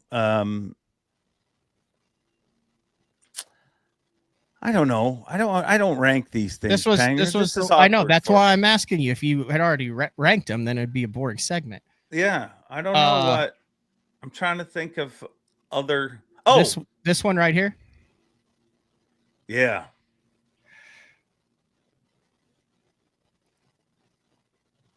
That's great sound on that. Yeah. So I'm yelling unbelievable there. Oh, dude, that was solid. Yeah, that's probably my favorite, as far as like an actual. I'm trying to, I'm going through in my head. There's been some decent ones. Here it is, right here. Here it comes. I can't hear it. Can you? You couldn't hear it? No, not on my end. Oh, I guess maybe, but I heard the KVD video, but it doesn't matter. No. I got to show. We don't need to play it again. Yes, you do. It's the deal. It's my show. Oh, wow. This is really something. Well, a cherry on top was a good one, too. Oh, sorry. I was showing. I knew that was a. Oh, yeah. We'll play that one next. Here, I'll share screen with the entire. Okay, here we go. Sorry, this was my fault, people. I just had dead silence in the show. That's the worst thing you could have. It's one of the low lights of BTR. Yeah, right really. there. I All don't right, know here why we go. people are giving money. This works out. We are going to Ask have for an a incredible refund. You can hear it now, right? Classic chicken Yeah. for Okay. 13.7. Listen to this call. This 11 one's good. pounds, 10 ounces. 11 pounds and 10 ounces. Unbelievable. Dude, Your that was Geico solid. You were right Bassmaster on the edge of Classic that. champion. You talk about the Jordan voice. Lee, 10 years ago and 10 ounces. Were you not right on the edge? Right here. Unbelievable. Your Geico Bassmaster Classic champion. Like you almost cracked on it, but you powered through. Like that had some Slippery elm. that's that call thanks to Slippery Elm. So that Hank Cherry one, was that the Cherry on top? I don't know, dude. Like was that the I mean, Hartwell one, or was that or not the Hart? Yeah, was that the no, he did, yeah, the 50th, because it was the 50th classic finishes with a cherry on top. And then I think I did it the next year, just like Jordan. I mean, when you have something stuck in your head, you'll do it again. Because Jordan got unbelievable again when he won it, and Hank Cherry got once again the classic finishes with the cherry on top. I think, believe it or not, I don't think of those. The weird thing about me and the classic is I'd be better at my job if I pre-planned those. And I thought, this guy could win and we're going to say this. What I do on stage is literally what I've always been, like a weirdo that just gets that excited about our sport. And I try not to watch the footage on the final afternoon. I try not to know who wins because I want my reaction to be real. And in some ways it works, some ways it doesn't. But in that situation, I think it worked. But it's really not up to me. It's up to the viewers. I mean, the ones they like the ones they don't like. If he just keeps talking, I'm not going to play the more highlights. Oh God, decisions, but couldn't take over that lead. You can hear it. You hear it? 13 ounces side by side, guys. Oh gosh. 19 pounds, 8 ounces, 19.8, and with 65 pounds, 5 ounces. The 50th Bassmaster Classic finishes with a cherry on top. Ooh, that was solid. Hold 'em high, Birmingham, Alabama. Enough. This is horrible. That was very well done. Oh, thank you. What Thank you. did you say the other one was? I don't know. That's it. That's all I got. Hamner. We got Hamner time. Hamner time was pretty good. Hamner time is what I've always, kind of called him. That was, I mean, there's some of them work, some of them don't. Casey Ashley, because he was one of the first guys to win it at home. Native son gets it done. I don't know. Like some of it works, some of it doesn't. It's all up to the viewer, really. But I mean, my goal with my job, honestly, is just to somehow, that's why you see me walk off the stage all the time, because to me, that winning moment, you of all people understand how hard and how much work you put into that winning moment. Should not be about me. That winning moment should be about the person who wins. And my goal is to just somehow make that moment a little brighter, a little, mean more to the person that won. Obviously it ends up, some of them work and some of them don't, but that's all I got about that. I hate talking about myself. Why didn't you just talk? You always go to sonar. You always talk about going off stage, and then it's about them. So this is ironic because if Panger ever made the Elite Series, what's Dave's nickname? Well, Panger is a nickname. Yeah, my last name's Pangerak, so that is. But fun fact: Dave refuses to give a nickname to anybody that requests a nickname. It's true. It's 100% true. You can't ask. So there are anglers on the Elite Series that should have nicknames but won't have nicknames because they care too much about getting a nickname. It's true. Well, you can't, dude. I knew a guy. I grew up with a guy that came back from school one year, from summer break, and he had his car, and he had his own personalized plates. And he's like, I'm Casper. People call me Casper. And I'm like, nobody's ever called you Casper. It's a horrible nickname, number one, but you can't give yourself your own nickname. So yeah, no, it's dude, not everyone needs a nickname. You know what I mean? Like, it gets ridiculous. I mean, there's a lot of nicknames. But I mean, hey, it works for some people. It doesn't for others. I mean, and when you really look at it, there's so many ridiculous, like the fact that that's what I love about our sport. Like, if you looked at it from the outside, it is the most bizarre thing in the world. Like, it, you know, the fact that llama became a thing for Seth Feider is so ridiculous. Like, if that can become a thing, anything can become a thing. It's just that's a fun part. Like, it's fun to watch. Like, I'll give you an example of a nickname that I think that really worked for a dude, and it's Austin Felix.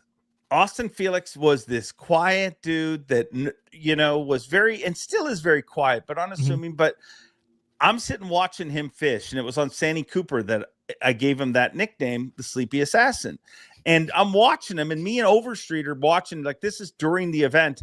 And I'm like, this dude is friggin' Sleepy Assassin. Like, I didn't mean it even as a nickname. I'm like, just look at him. He's like half awake, but he just steadily keeps catching them and moving up the leaderboard.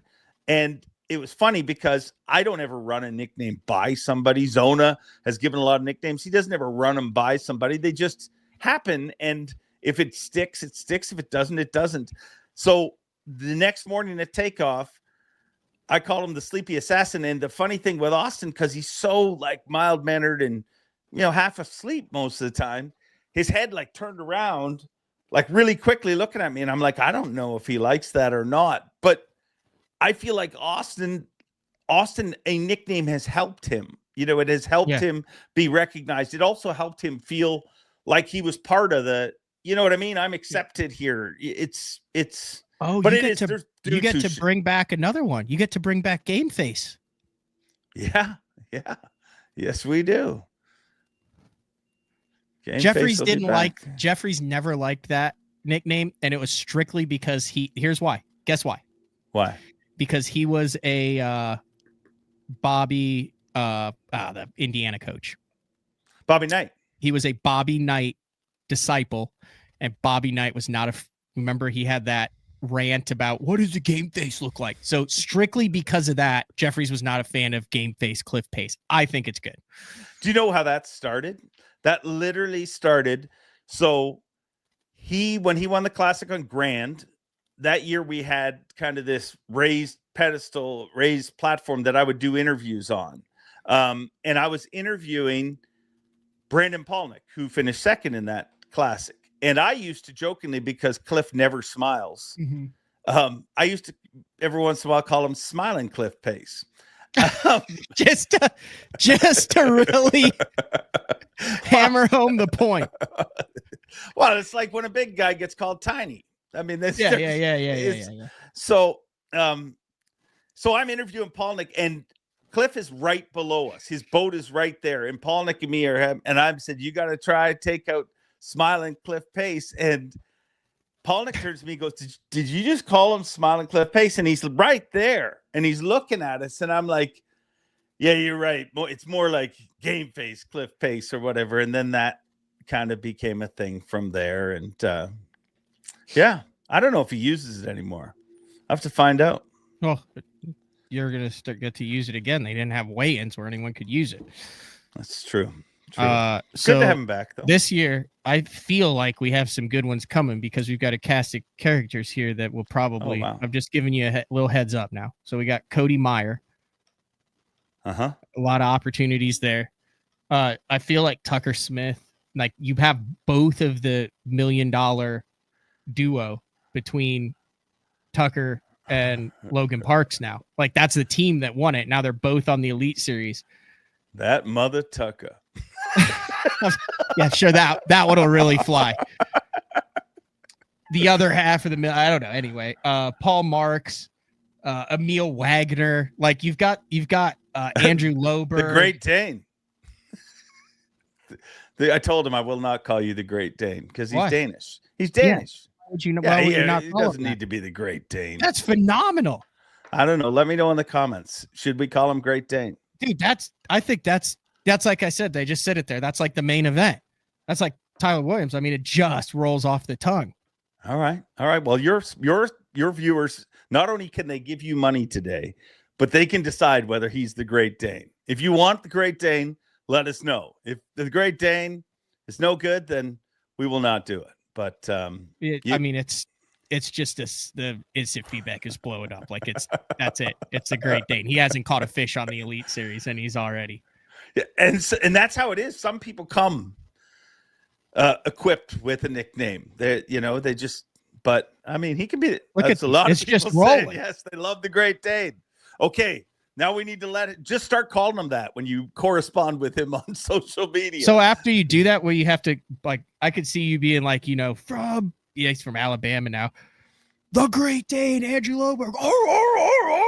No, Andrew Loberg's not the Great Dane. The Great Dane. The Great Dane? Oh, is Emil Wagner. Emil Wagner. Yeah, sorry, I was totally wrong on that. The Great Dane.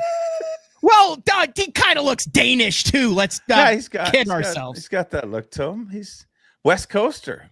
Dude, I just did Ancestry. Just got my results back. I'm like 30% Scottish. Had no clue. Wow. Yeah, so you appreciate that money. Slovak, and then I went to Scotland for some odd reason. Like, had no association with it whatsoever. Went to Scotland this summer. Was like, I think I want to go to Scotland. Came back, part Scottish. Wow. Well, money means even more to you. Yeah, Loberg's. I feel like the Great Dane. That's it, 100%. I see Frank Scalise Jr. saying Ewag, which, dude, that is so everybody's like it. There was a time where everybody was that. You know what I mean? I know, but it was doesn't Ewag sound like a vape pen? Like, did you try the new citrus flavored Ewag? Yeah, or Ewok, which that got me in trouble this year. That was an interesting and then time. A lot of opportunities with Dakota Ebear there. He's got a lot of history. He's a former bull. Like, there's a lot of stuff you can. We're not trying to do nicknames now. I'm just putting it in your head. Dakota's one of those dudes that I don't feel like he's Dakota Ebear. Like Clint Eastwood didn't have a nickname. You know what I mean? There's certain names that you just and people throw different things around Clint Eastwood and say, no, he had this name. Those are all characters he played, but he's Clint. Yeah. And Dakota Ebear comes with a unique name. You know what I mean? It's like Stetson Blaylock. I don't think he needs a nickname. There's certain people that don't need it. It's weird that I even feel like I have this kind of power just because of a stupid job I got. I'm lucky enough to have pressure on Bo Browning, but with a first name like that, has to win something. Like, he has to be the last guy to weigh in. And you already had the cherry on top call. I mean, that's tailor made. Well, what with a bow on top? Ties a bow on it, Come on. Is that's too easy? That's too cheesy even for me. Too cheesy? No. I mean, I hadn't thought about that. But like I said, I don't think about these. You making me think about this has probably made it all that much more awkward. I mean, and then there's a lot of opportunities with Evan Kung too. Yeah, that's an easy one to do stuff with. Yeah, but they also have to have the personality. It has to fit them. They have to be able to interact with you on stage. I mean, it's a give and take right here. Yeah, it's a fine line. It's a fine line. But we talked about Kyle Welcher. Stone Cold Kyle Welcher. He did not like that at the beginning. He was like, why are you calling me that? And then when he won Angler of the Year, it was cool because he actually made it part of his speech. And he said, I was not a fan of that. But as I've gotten more, because I think, everybody thinks Stone Cold Steve Austin. But that literally the reason I started calling him Stone Cold Kyle Welcher, because that's who he is. Like, he is you spend time with him, you're like, this is a stone cold killer. He is here to take your money. He is here. Like, I mean, I used to joke about him and Hunter, his amazing wife, when they first came on tour. I'm like, they're natural born killers. Like, I can see them feisty in the videos. Like, I don't want anything. I mean, I would be scared of her. I've never met her. I'm sure she's lovely, but like, she's awesome. Yeah, she's awesome. But I could see them win an event and leave and then hold up a card game somewhere down the road. Like, they're just Bonnie They're and natural born Clyde. killers. Yeah. Modern day Bonnie and Clyde. You also can't forget the last one, that Bass Nation winner, Blake Caps. Caps, the last name, caps off an incredible tournament. Yeah, that's easy. That's easy. Puts a caps in the competition. A tip of the caps. I mean, dude, there's so much to do with Blake Caps if he gets a W. There's moments, things flash through my head that I've wanted to say and I don't say, like Mark Frazier, or Micah Frazier when he was on the Elites, not anymore. Yeah. But that's where it started with, and maybe it'll happen with Mark. But I remember when Micah got knocked out of the hot seat so badly, I wanted to go, down goes Frazier. But I didn't. Why didn't you do that? I don't know. Sometimes I'm more professional. I guess, yeah, you do have to take their feelings into account. Yeah, well, I mean, that is a good moment for the crowd, but that is also a horrible moment as a human. Like, okay, you just couple more lost the tournament you thought questions you were going to win. that I want to know. The guy who has taken a hard defeat the best, like a guy who you're going to be like, oh, this is crazy. And then you look at him and he's like, damn, that was close. Let's go get a beer. Like who you're like, ooh, this guy like knows he's going to be there again, where you thought it would be bad. And the guy like took it in stride. I'm trying to think. It sucks for all of them, to be honest. Like, I'm trying to think of, nobody really stands out as somebody that I was like, wow, who stands out? And I know it was tough for him to do. Polnick, and not that it wasn't crushing, but when he got beat by Will Davis, the way he lost because of a fish that had a dead fish penalty that happened literally because he ran out in the lake with 30 minutes left to go. Wouldn't have happened. Like, it was a freak thing where his cull thing got stuck in part of his live well.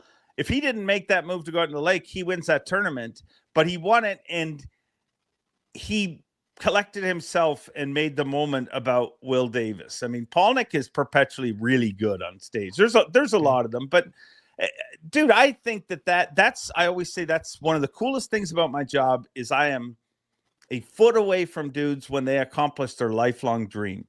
But one of the negative things is I'm a foot away from people when their lifelong dream literally gets pulled from their hands. Like, in some of the toughest ones, one of the toughest ones ever was, and I'm bringing him up a lot in this podcast, but Andy Montgomery, one of the best dudes in this sport, one of the most entertaining dudes in this sport, when he lost the TTBC to, I believe, Dave Lefebvre, like that, it was $250,000. And when Andy tells the story, he says, that's back when I was broke as a joke and needed it. And he needed it so bad. And dude, he literally collapsed. Like, he collapsed on stage. And it's funny because every once in a while people will be like, why don't you talk to the second place angler?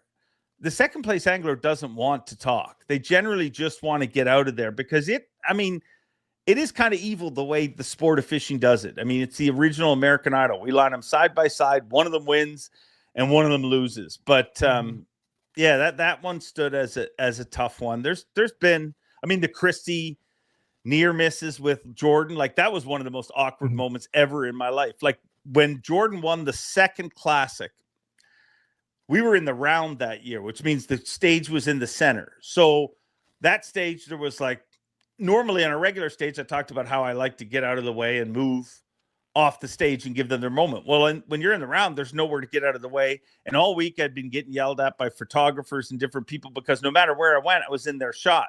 Yep. So I'd learned the back, the exit arm of the stage is where I can get out of everyone's shot. So me being the dramatic idiot that I am back there on my knees, laid back and yelling, unbelievable, just being a theatrical idiot. And while I'm doing that, I hear, I got to get through here. And Jason Christie's leg steps over me. And I just felt like horrible. I just felt horrible. I'm like, I just asked the positive ones. I just asked the positive side. You took it to the other. No, but I've told that story. Christie, he conquered it.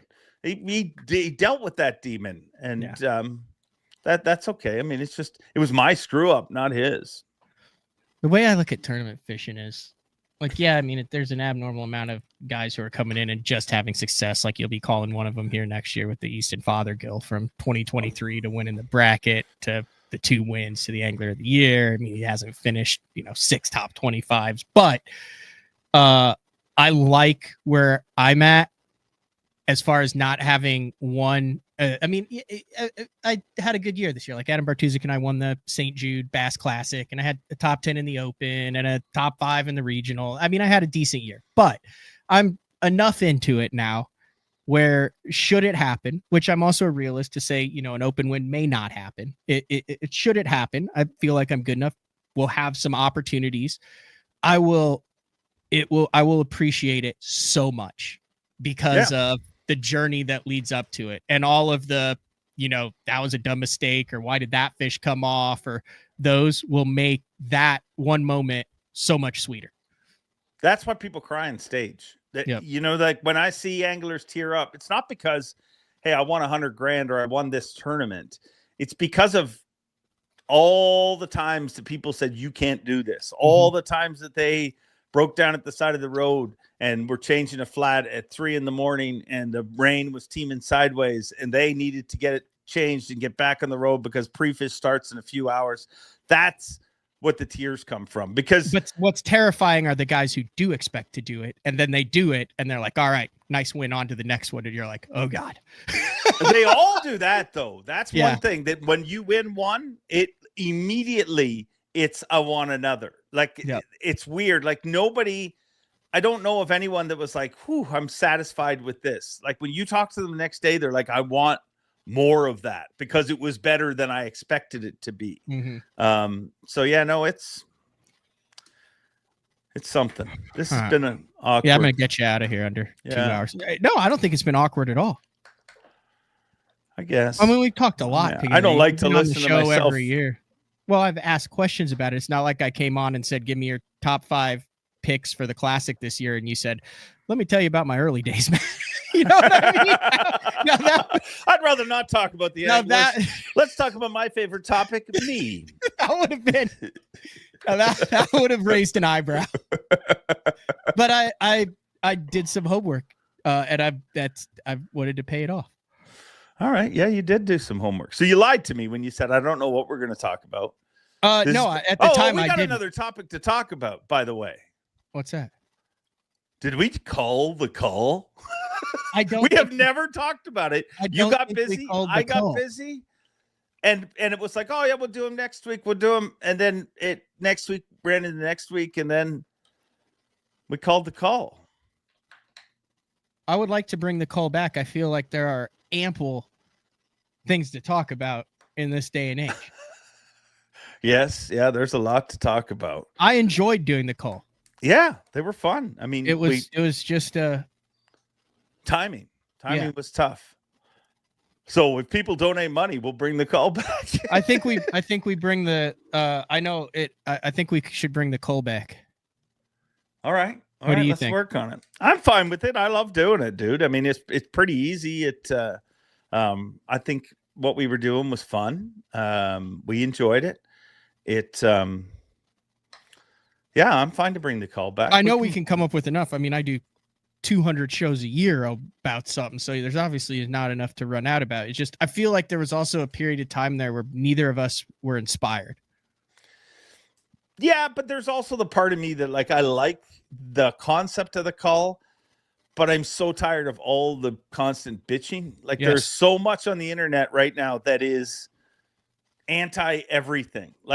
And I just feel like, and I've said it a bunch of times publicly, I'm like, I just feel that's so detrimental to our sport. If you look up our sport and you're from another company that wants to get into investing in maybe fishing, and you look and you're like, well, there's dudes who shove weights in a walleye, and then there's a bunch of dudes that are just pissed about everything. There's YouTube channels that literally just bitch every day. Some of them twice a day. And I just think 3 times a day. I just think that, and things need to be talked about. I'm not, I'm not saying you should ostrich life and bury your head in the sand, but I think that sometimes we should realize this is what we love. This is what we get to do. What I said in that press release about it being a dream, and I know you said that's coach speak. But that's literally what it is. Like, to me, I would sit at the Bassmaster Classic and be like, how cool would it be to be that guy one day? And somehow I ended up getting that job, got to hold that microphone. There's so much to be celebrated in this sport. And I hate all the hate, really. But I mean, it is part of the world. Like, people hate some stuff. There's, I don't know if you've turned on the internet lately, but people are pissed about things. But I mean, dude, like, I read key things to stay up with it, but I don't seek this stuff out like at all. Like, I feel like if you want to seek it out, you can. Yeah. I just get the highlights of the hate. I just get the highlights of it. Usually if someone's like, do you see this? Do you hear this? Do you watch that? And then you go watch it. And you're like, oh, okay. Yeah. Yeah. But like I said, I at BTL, and I take some heat for it. Not much at all. I try to just provide a platform for anglers and people in the industry to come on and talk. And yeah, I give my opinions. Like, I mean, I was fired up over the Power Breaks deal. Oh, you were? I know, but again, dude, that's not hate. To be fired up about that, that's not what I'm talking about. It's I know constant berating of anglers doing things different. You know what I mean? Like, to me, it's an insult to the sport that I love. If you're just going to point fingers and just perpetually just rain down on it, like, because there's so much good to be had. Yeah. Like, I just had Charlie Hartley on. Like, dude, like that. Charlie Happy. That's a perpetual optimist right there. He's an amazing individual. The way he is, the way he is always himself. Like, Charlie's I mean, there's a dude you talk to and you never walk away from being happy, like, not happy. And he's a prime example of, I told you I live through quotes. And another quote that I live by goes something like, people will forget what you said, people will forget what you do, but people will never forget how you made them feel. Yep. And Charlie Hartley is that, and that's what I think the world needs more of, because the world has got enough bull crap. And I saw somebody posted, well, that's what comments are for. You can say what you want in the comments. Comments are fine. I'm talking about people who, like, their pulpit is just hate about a sport that they profess to love. Yeah, these are the last texts from Charlie. I'm going to say the word because it's hilarious. So there's a picture of his boat in the garage, right? And then there's a picture of water spot remover and ceramic wax. And then it says, I have shiny shit with an exclamation point. And then following it, it says, so much to be thankful for. Happy Thanksgiving. Just an unsolicited Charlie Hartley text. And that is who Charlie Hartley is. Dude, I remember before I worked for the Elites, I remember me and him were both in the top 10 at the Canadian Open one year. And I remember just talking to him. Neither of us ended up winning that year. But I remember talking to him afterwards. And I just remember walking away, and all he said is, I can't wait to get home and wash my rig tomorrow. Like, he was so excited to go shine his shit. And I was like, but that is just, I mean, it's just amazing that he's that was, and that's 20 something years ago. So you didn't answer him. You left him on red. No. So this is bad. I need to say, you are a douche. Hell yeah. Charlie. Charlie, if you texted me, I would have answered.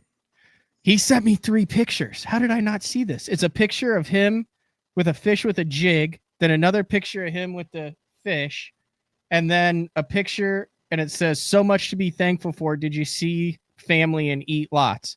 I said, hell yeah, Charlie, nice bass. Okay. I can't believe I left him on red. Yes. Oh my God. That's like 5 years of bad luck to leave Charlie Hartley on red. Don't do that. Don't do that. I mean, maybe if you didn't have 2-hour podcasts, you could get back to people. Yeah. I'm going to let you go. No, I mean, I've enjoyed our conversation. I have too. But it's 2 hours. Yeah, it is. But hey, if you want more of this kind of crap, every Wednesday, 6 p.m. Eastern time, the Mercer podcast. Please tune in. We appreciate it. You can give money there too if you want. I mean, I guess we're not live, so you can't. But Kyle Welcher this week. Yeah. Cal Welcher, and we go a lot of places. He said afterwards, he said, this is maybe the most awkward podcast I've ever done. And I said, perfect. Mission accomplished. But then we talked for another 45 minutes afterwards about just all sorts of stuff. So, yeah, I love having the conversations I get to have, and even the awkward ones I have with you, Panger. Thanks for living in my past. No, it was good. Did we decide? I know, like, you know, you do a show and you're like, oh, that I like that show. This was one of those shows for me. Well, like I liked the show. I got a lot of good dialogue. We had more listeners. Like, it started and continually got like more and more people on. I don't know. That's just because they're curious that we're still on after 2 hours. But I mean, I didn't feel any awkwardness, and you like talked about So are we bringing back the call starting in 2025? It's totally up to you. I'm totally down for it. Yeah, I'm here for it. Okay. Let's do it. Let's gives us some time to comments, and that gives us some time to our topics. Let's come up with some topics and let's do it. Like, yep. You want to bring it back like right away, or are we just going to bring it back in the new year? That's what I was thinking. January. All right, we'll do that. But we got to keep the same opening. I loved that opening where they're like mismatched our faces together. Yeah. We're not putting any more effort into openings. Don't change the opening. No, that's what we've got. We don't make any money off the call, so we don't have a budget to make a new opening. You've made more off this individual podcast that I've visually seen than we ever made off the call. Well, I said you need to watch Travis Manson. I mean, he gets it flying in, but he does like raffles and I think illegal YouTube auctions. He does all sorts of stuff. I mean, they just throw money at Smallmouth Crush. So I think that's cool, though. I think that's one of the things that's really cool right now. Like, if you look at in my life what fishing has become from what it was. I mean, it was literally you waited for a magazine to come out. You had a show that was a highlight show that you got months later, and now we can watch live bass fishing. But we also have all of these different, like, if you look at the amount of fishing podcasts, as crazy as it seems, but it's cool that there's all these different podcasts like Money Bass, like Travis, like people doing it different and doing it bunch their of way. regional ones too, where guys like John I did Dodge Stewart. He's on here in the Kansas Bass Nation and stuff. On like, I had a bunch of next week. Are you? Yeah. Nice. I had a bunch of guys from Kansas that reached out to me afterwards that were like, hey, that was cool. Talking about stuff like that. So good. All right. It's like the I'm going to get it wrong. The No Wakes Idle Zone Syndicate. Is that what it's called? Yes. All right. Well, I'm on there next week. John Stewart, always been good to me. Look forward to that chat. Why'd you put a period as your name and not like Dave or something? Just because I don't normally use this platform for my podcast, and we put fonts over it, so I didn't put anything. So we normally insert our own font, and I guess that's just what it is. So yeah, period. I should have put my name. Well, I didn't. I'm sorry. You're Dave Mercer. Of course, everyone knows who you are. You don't need the name. Sure they do. All right, Dave, I'm a Formula One driver. I'm a Welsh broadcaster, a British alpine skier, an Olympic weightlifter, a cricket player, and last but not least, the president of the Lake Tahoe Ski Club Foundation. Keep your tips up. Thank you, Dave. Thank you. All right, the one and only Dave Mercer. Great show. I honestly didn't know where that was going, but I'm happy it went where it went. All right, tomorrow, big announcement from the one and only Cliff Crochet, the Cajun Baby, on BTL, 8:30 a.m. Central Time on the 4th. We'll see you then. Later.